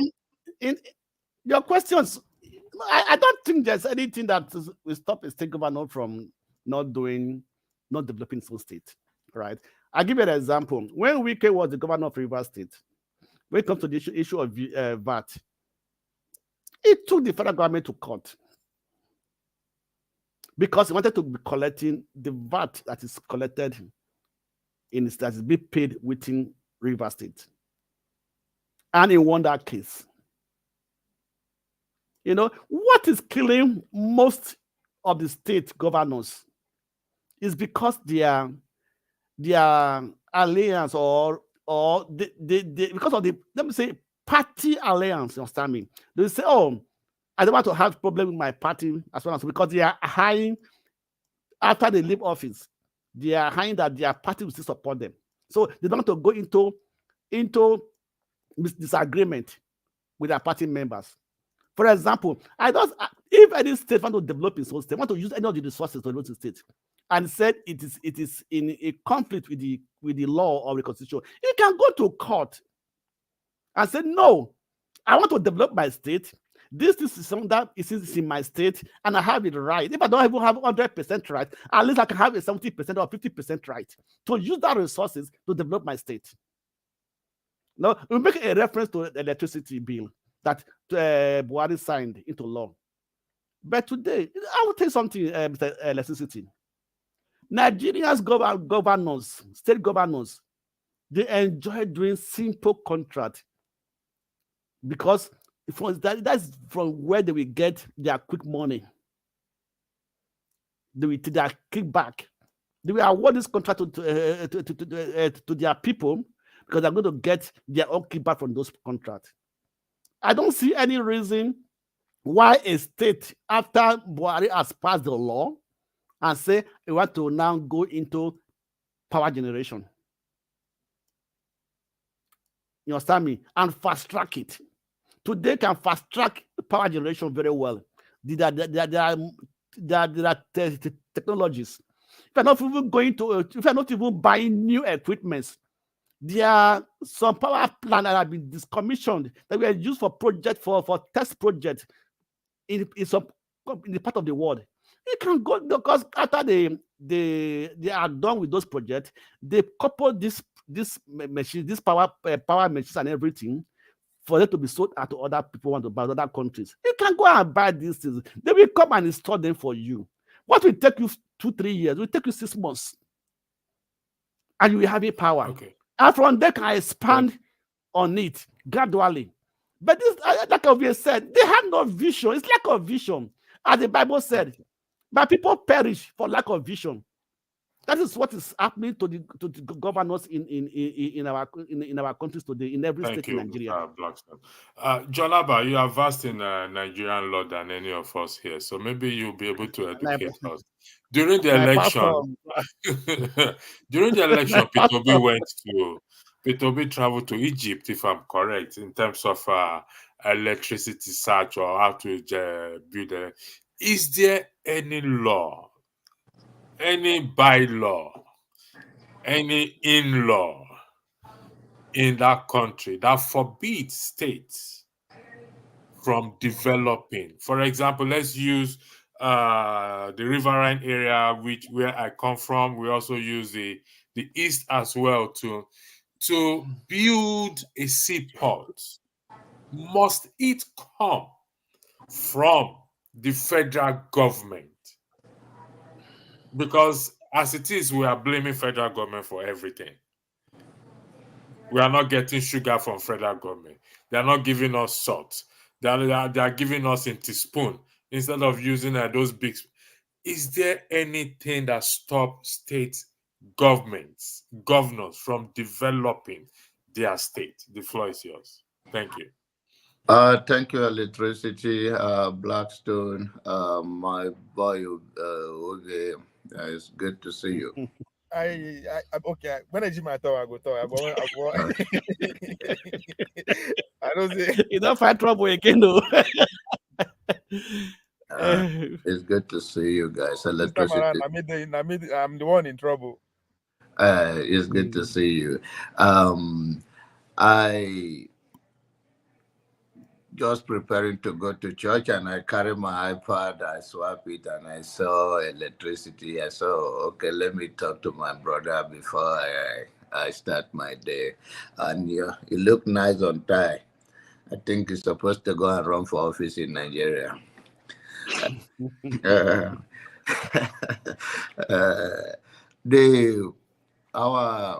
Based on my own observation, there is no law. In fact, just like Blackstone said, before Buhari left, he signed that bill that states can establish their own power. And the biggest problem we have is the short-sightedness of the people. For instance, I think could become to the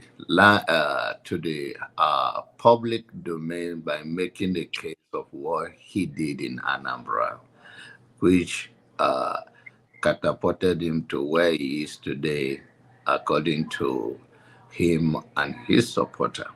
So what prevents people doing well for their state, even though they become a career politician? You can still do well, but they are blinded with their corruption and cheap contract where they can get their kickback. There is the simple thing. There is nothing than corruption, because if you do well, so many have praised Kwankwaso for his time in office in Kano State. So whatever you do for your state, even though so many people may disagree with Wike, people still believe he did some infrastructure in Port Harcourt. So is all of this is the short-sightedness, and if you look deep down, I don't know how to categorize it. Is that pure unqualified evil, or people that lack total vision. And the first thing is that what did they have in mind before they started running for an office? Are they just want to go and loot the money, make name and enrich themselves and their family, or they go with good intention to serve the people? And end of the day, you see the result very clear that these people have no good intention to serve the people. It's just an opportunity for them to enrich themselves. And that is the reason why the state are not growing. And I'm pleased that you came up with that, because oftentimes we come to this platform going straight to the federal government when we have the state government, when we even Wike was not APC. I don't know if it's APC now, but then he credited Buhari for not owning the state. So if these monies are all the allocations, all the monies are given to you to develop your state, what is hindering you? Is all about, can be categorized into two things: lack of vision or greed, which is unqualified evil. Thank you. Thank you very much, John Abbott.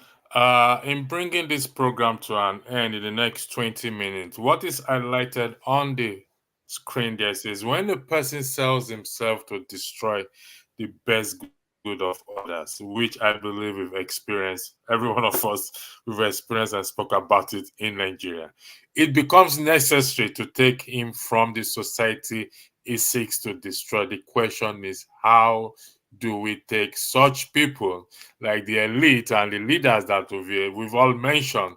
How do we take them out of the society? I will start with AY, that just joined us in. AY, the floor is yours. Firing squad. Hold on, we'll come to you. AY, the floor is yours. Thank you. Welcome to the show. Good morning, everyone. Pastor Jonaba and Pastor Blackstone, una no go do Christmas giveaway at the collect.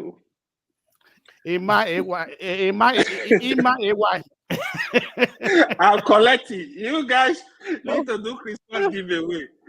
That what the time never reached. Our senior pastor did there. Our senior pastor Jonaba. Jonaba. Assistant na electricity. Assistant electricity.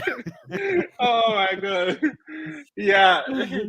It seems you guys have been on for over almost 2 hours. Wow, that's great. Yeah, the question you asked, how do we get rid of these people that have kind of like destroyed the good of others?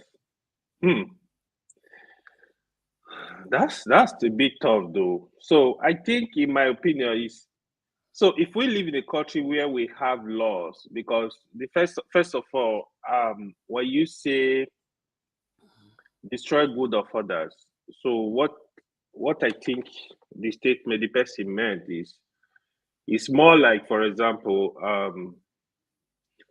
what's supposed to benefit the people, you blocking it for your own selfish interest. It could be a form of anything. Let's say share company in Nigeria, they're supposed to pay $10 billion to the community we are operating, but one man will collect $2 million instead, and let the other money goes. Or it could be infrastructural development. Take money, build a road. You put the money in your pocket, and people are dying on that road. So it's very wide. I think the simple answer is punishment for those people. We have laws that are working. You face the music. Whatever the law of the country, of the law of the place, you should be punished accordingly. That's the way I see it. Unfortunately, where we're coming from, we have these laws, but nobody is implementing. People do what they like.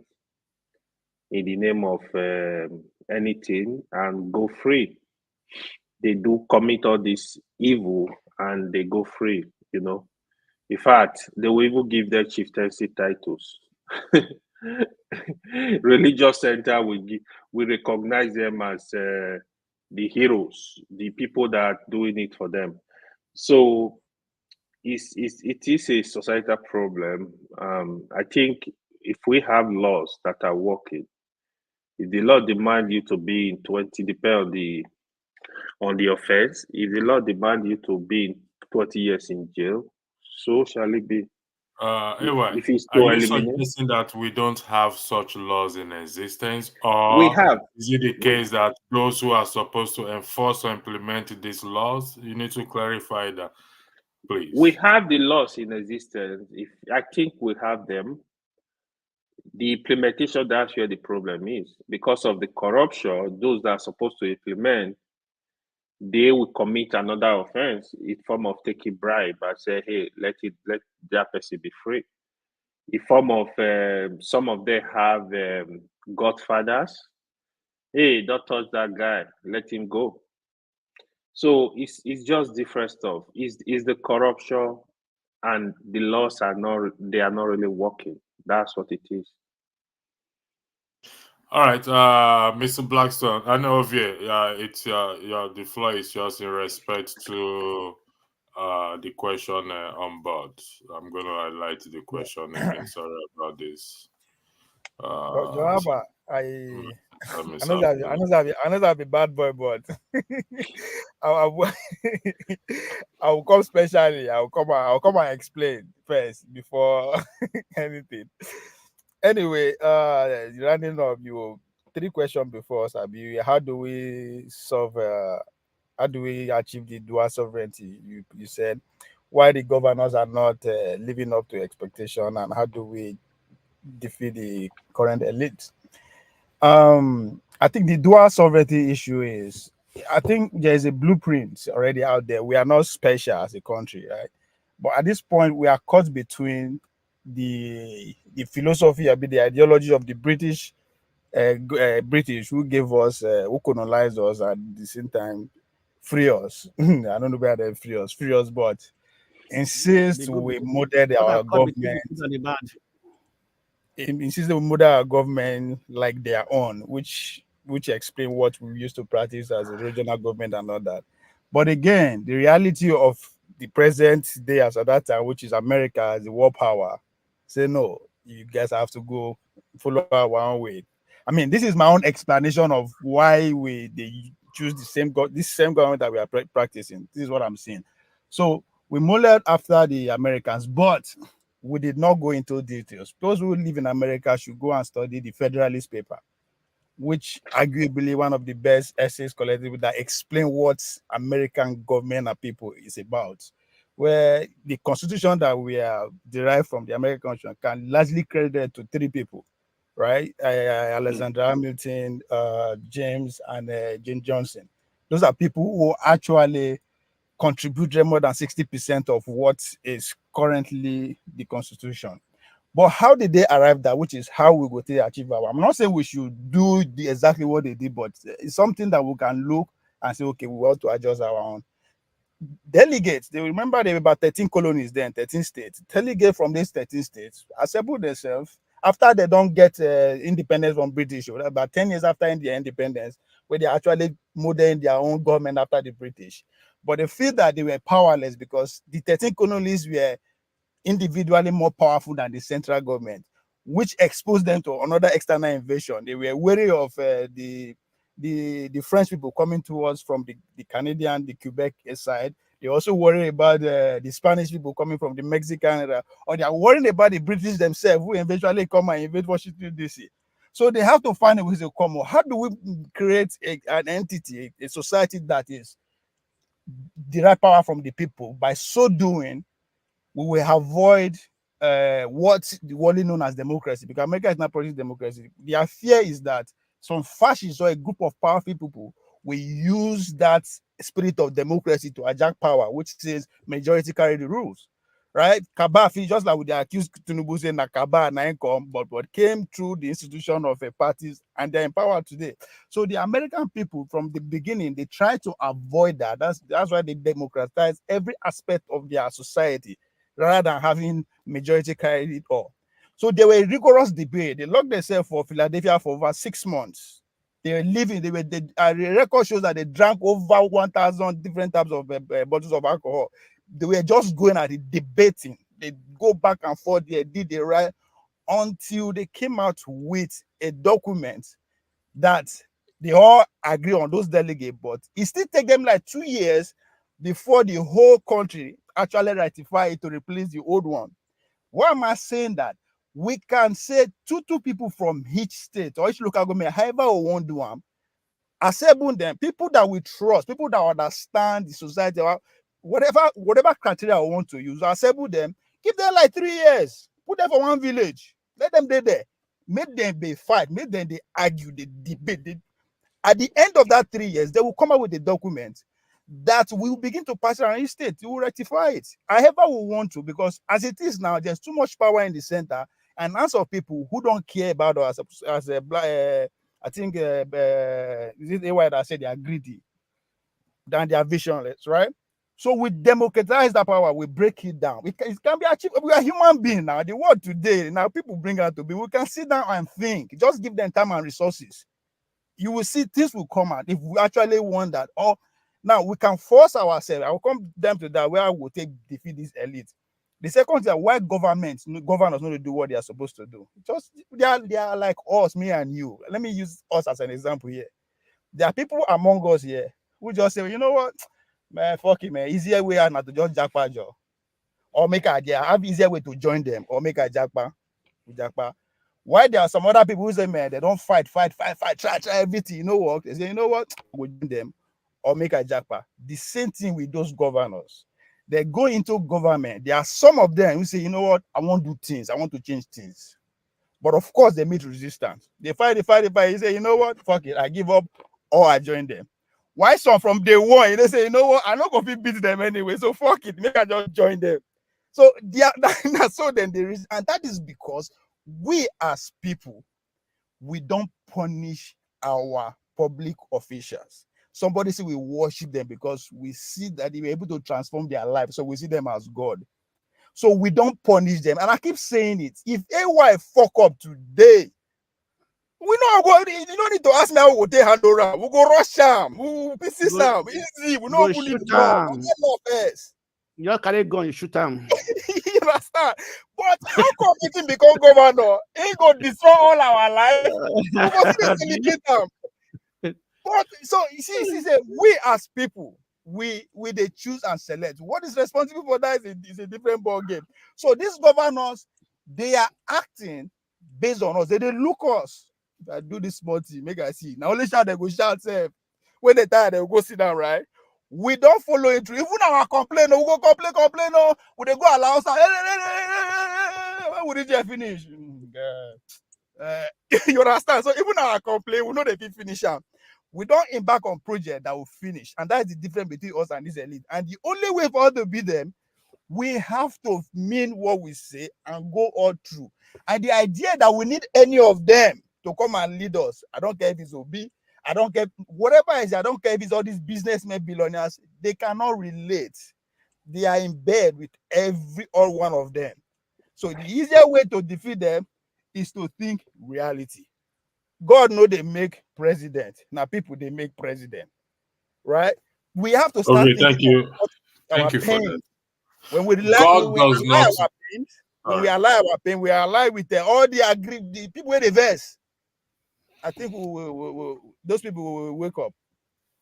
God does not make president. It is the people that makes president. Equally, it is the people that makes judges and police officers and everything. So it is across board. So it is still down to us, the people. Who is next on the floor? Like Ovie said, I changed what is on the screen. We have up to half 4 anyway, so there's plenty of time because the next broadcast will start 4:30 my time. So this is just 3 o'clock. So Some facts about human government: they were instituted by God. Their purpose was to execute criminals and enforce law and order among men, as Ovie highly highlighted. And when these things are not done, I cited an example of what happened with George Santos. The most recent one is George Santos in the United States, where he was expelled from the House due to a violation of a violated ethics rule. The system is not perfect. They are human beings just like you and I. They have a single head like you and I, two hands and two legs, the same mind and faculty to reason. Why can't we come to that point as well? John Abba, then we'll go to Blackstone. And if we have nothing more to say, we'll call it a day. Thank you. Thank you once again. I think it's a failure of imaginations for us to believe that we can get rid of the elite. Elite is not our problem. Our problem is us to empower ourselves and get to the level of self-esteem and know the rule of law and how to help them, since they could not do it for us, and channel our resources, our knowledge, our wisdom towards it.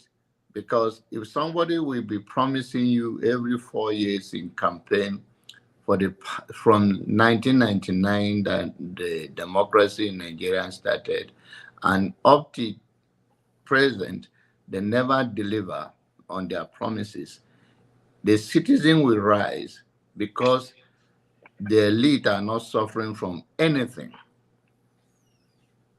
Even though if you flip it, they are also a victim of the environment, but they have a better protection. So the notion that ordinary people can overcome elite, especially in our society, to me, is a failure of imagination, and it will not happen. What I will look at is that how did the people know their basic right? And how will the, for instance, you see someone did nothing. There was a time, I'll give you an example, but he's also a popular individual. There was a pastor in Nigeria that they sent to go and arrest him, and the people resisted that they wouldn't arrest him, that he did nothing wrong. And they do not allow the SS, the DSS, and all the people that went there to arrest him. They can protect, so that is, and they never arrested him. They sit, and then I'm going to say, you will pass by, ordinary Nigerian on the street will be beaten in the public by a police officer, and the citizen walk by. I mean, first of all, that is what you are doing right now, electricity. It's empowering the people. You have your right. We will support you. We will not turn our back on you. We will not walk by you when you are in trouble. When the law is not about fairness, but when the law is not interpreted in the right way, then it becomes partial. Those are the things we do.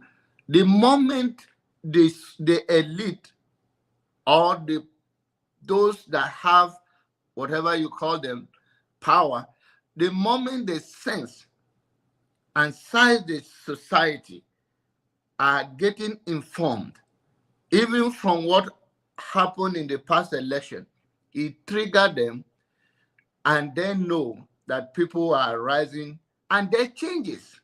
Even in America here, you see that people say, oh, I'm not supporting this. And then at time comes, they started supporting the same people because they see that the society have embraced it. We have seen in the grassroots here, people who come from other rural area in America, you see that what they do in Washington or in their state capital is based on their constituency. They may be against it. It may not be in their favor. It may not even supposed to be what they talk about it publicly. But the moment they realize that their constituency are not in support of it, it doesn't matter what the world say. They will go by that. Because those are the people that will send them back to Austin or to Washington. So this is how we change it.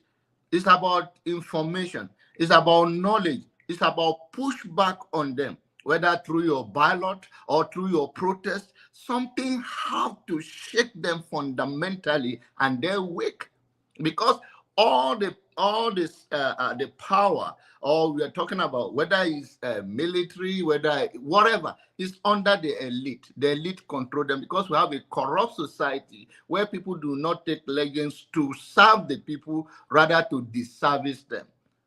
So it is the elite. We're not going to get rid of it by whether by another elite or by just saying, oh, we can get rid of them. They have everything in their disposal, and they will use it against you mercilessly. So it is what you are doing, you are already doing it. Use the social media and stand up, protest, call it out.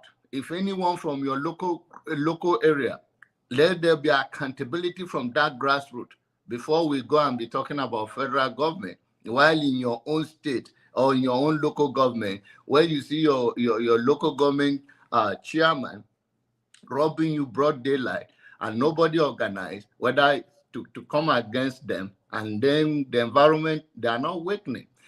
It's awakening that shake them, that bring them to order. It never happened just like, oh, another elite have to go and top other elite, or the society will wake up one day. No, your knowledge increases. The more you know, the more they get afraid of you. And you cannot just know and you sit down. You have to protest. You have to send a strong message to them. Thank you. Thank you very much. I think I will let Ikenna speak. According to what Kulata just said, I hope he's going to shed more light on your clarification in case I am wrong. Anything that is reality is God ordained, unless God is a clown with no power. So, Kulata, if this is what you're saying, I stand to be corrected. There is no electricity in Nigeria. That means God ordained that upon us. If I am wrong, could you please? I use electricity as just one example. So, Ikenna, can you weigh in on that comment, Yeah, please? yeah. Good morning, good afternoon to everybody. So this is it. This statement you just read now is what I believe is the problem with our society. There are certain things I say to people. I say, look at let me quote some text from the Bible. Because I'm a Christian, the Bible makes us to understand that Israel is the country after God's heart, or God loves them, right? But they don't just fold their arms and wait. I mean, if you look at technology in the world, Israel has the best. If you look at army, Israel has the best. In agriculture, Israel is doing wonderfully well. Yet, these are the people that God says, I love. They still go out of their way to see how they can better their lives. Look at America today. They do everything. These same people, Americans, they breathe, that brought religion to us. Look at the Saudi Arabians, the Arabs, the people that brought this religion to us. They are doing wonderfully well, doing everything. When it's time to work, they work. When it's time to worship, they worship. Yet, we sit back and believe that in our suffering and poverty is all about God. That's what God wants. People sit back and tell you, oh, God ordained it. That's why he look at all the prophecies before the election. All the prophecies. Which one came to pass? None. Well, one thing is for sure. We know who won the election. And the winning of that election wasn't about the prophecy. It was about the people saying, listen, this is what we want. But we are sitting back watching things have gone the other way. listen, let me say this. I really don't come to comment on public spaces like this because one thing I believe for sure is that every Nigerian today knows exactly what's wrong with the country. There is no Nigerian who wake up today, even as little as 12-year-old, that does not know, that would say, oh, I don't know what's wrong with this country. We all know. But the fact is, what are we willing to do? And if anybody tells you, I'm sorry, I respect what you do, but I think we are talking too much on social media. That's just what I feel. We are talking too much on social media. And these men whom we refer as the elite, which is less than 1% of the country, understand that everything will end up in social media. So they will go on and do what they want to do after all. I mean, we can do whatever we think we can go to social media and rant. These comments were made during the election. Oh, at the end of the day, no be social media on a go-go. And they are leaving it. I feel, and so that you don't also misunderstand this, when we talk about holding the elite accountable or holding the local government chairman, the last speaker said, oh, we should start from the grassroots, even hold your local government chairman accountable. I laugh at that. You know, one thing I realized during the last election, even the people, half of us who are even here shouting for good governance, we are doing so because we hadn't been given the opportunity to come and steal. That's just the truth. I went for one of the last rally before the election. I'm an obedient. I know how much of my personal money I put into that rally. I put into the election. Do you know one thing happened? Why? During the last rally, I met some people. They said, you did all this thing. Why haven't you come to the party office to come and show yourself and, you know, so that you'll be recognized? I said, no, I wasn't doing this for recognition. I was doing this because I believed in what we are doing. I believe in this cause. I am doing this for my children. I'm afraid for my children in this country. Unfortunately, I lost my wife due to bad governance. In our own national hospital, in front of me, my wife was killed out of carelessness. Do you understand? So I said, I know why I'm doing this. I'm not doing it because I want P2B to recognize me or to give me a position when he wins an election. No, that's not why. But guess what? Most of the teams, obedient team you saw, everybody had an agenda. Everybody had, I'm not saying all of them, but most of them had an agenda. They had plans. Oh, it will be okay when they will release campaign money. This is how much. And I was there listening to people complaining. They release campaign money. This person carried it. This person. I was like, damn, is this what it is? Are you guys doing this because you were planning to get part of that campaign money, or you were doing it because you actually believed in the person you were supporting? That's one thing. Two, the people you're expecting to go and hold the local government chairman accountable, or whoever it is accountable, they are even worse than the people they are supposed to go and hold accountable. Everybody is all about money. Everybody is all about make my turn, make my own person enter there. Then I will be able to, you know, gather the much I can. Nobody is even willing. Nobody is interested in what is going on in the country or saving the country. We are hungry today. We are hopeful. Oh, don't worry. One day it will reach my turn, or one day my person will enter there. I go. Just while the campaign started, or while the election season came on, I was with a friend. I was talking to a friend. Before now, I had been a card-carrying member of PDP, and he is also a card-carrying member of PDP. He was like, oh, we are going to, if Obi likes, he should leave. No, that was exactly when Obi left and went to Labour Party. He said, we will vote PDP. We are not voting Obi. I said, guy, you are not serious. I mean, I'm not voting PDP. I'm a card-carrying member, yes. He said, why? You know, if Atiku enters there, it will be good for all of us. I say, yes, it will be good for all of us, but that's not what I'm looking for. I said, oh, guy, you have a company? He said, yes. I have a company. I said, yes. I said, listen, do you want to tell me that if there is a level playing ground for everybody, you cannot get projects from the government? He said he can. I said, so why do I have to support somebody because I want projects when I know on a good day, I can do this by myself. Why do I need to sell myself short? Why do I need to mortgage my family's future, my children? Why do I have to do all this? Just because I want somebody that I'm closer to be there so that I will be the one favored. Don't favor me. All I ask is have a level playing ground for everybody. Let me play the way others are playing. Give us the level playing ground. So this is the mindset of the young people you are expecting to hold their local government chairman accountable. That mindset is bad. Across board, I can tell you this is bad. So if we are waiting that, talking on social media, organizing spaces, people keep talking. Look at David Wimbe, all the work he did. In a sane climb, trust me, Nigeria will still be boiling till today. But hey, everybody is cool with it. If the government decides tomorrow that as long as you're in Nigeria, everybody will pay 10,000 naira, whether you have it or not, trust me, we will swallow it. You know what's going to happen? People will come to your house, kill you, collect your own 10,000 to go and pay to the government so that they will be in peace. That's what's going to happen. I think we have a docile society. We are very docile. And I believe that one of the major problems to this is religion. I'm a Christian.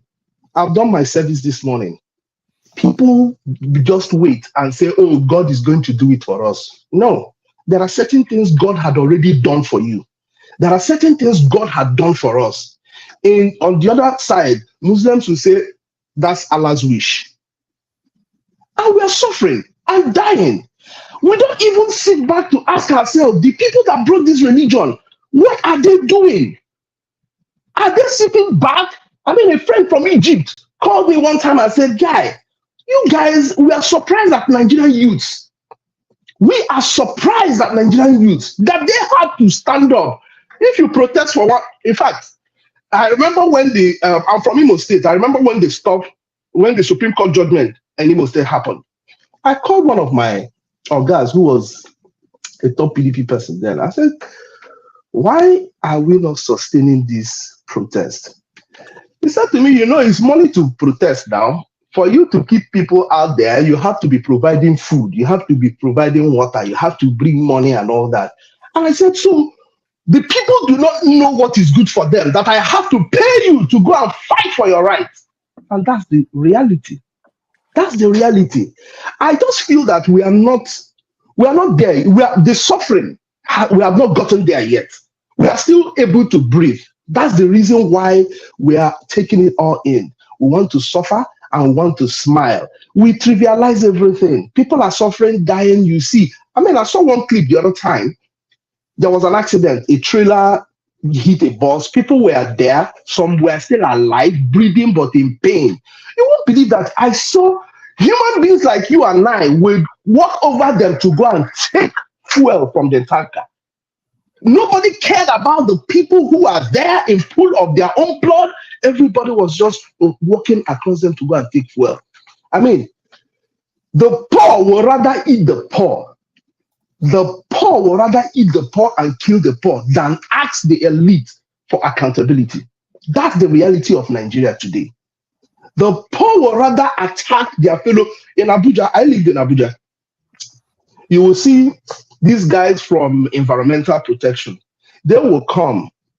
They will chase after the lady who is roasting corn, selling food, trying to make a living. Sometimes I will stop, I'll call them. I'll ask them, the big man that sent you to come and do this is in his office, taking all the money that is meant for this place, that is meant for these poor people, but they will rather send the poor, like you and I, to go and harass the other poor people. And you will do it with all joy and gladness. You need to see where the poor is trying to punish their fellow poor people. They do it with all joy. But the criminal that had kept both of us in this situation, he comes out, Babao, I hail you.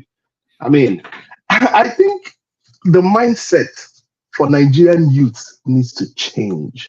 It needs to change. I'll be honest with you. We can say this, we can talk on spaces from now till tomorrow. Look at how many people on this space. Let's look at it. How many people are on this space and how many people will see this space? And there's also a deliberate attempt to keep the majority of us hungry and make us illiterate so that we don't even come half time. I mean, no because we get money to buy data, go day here, they listen to you. Thank you very thank you. No because we get money to buy data, go they listen to you. If I don't have money to buy data, I'll come here and listen to what you're saying. I mean, I think it's time we hit the streets. Forget all these. That's a valid point you made. Thank on you. behalf of everyone, please accept our condolences. Thank you. Respect to the loss of your wife. I know. Thank you. I feel you because I've experienced it myself, so I know what it is. I'm sorry. This is an opportunity to say this. I'm sorry, it may come out wrong, but let me say this. A friend who worked in National Hospital, you know what he told me when he came to visit me? He said to me, you should have called me when you took your wife to the hospital.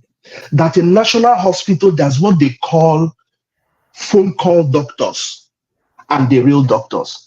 The phone call doctors are the ones that whenever there is an opportunity to hire doctors, ministers, governors will start calling.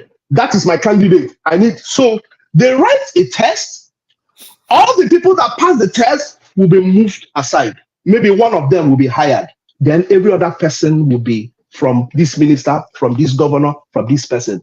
Now, if he said, I quote him, if you come with an emergency situation and make the mistake of falling into the hands of one of those doctors, you're gone.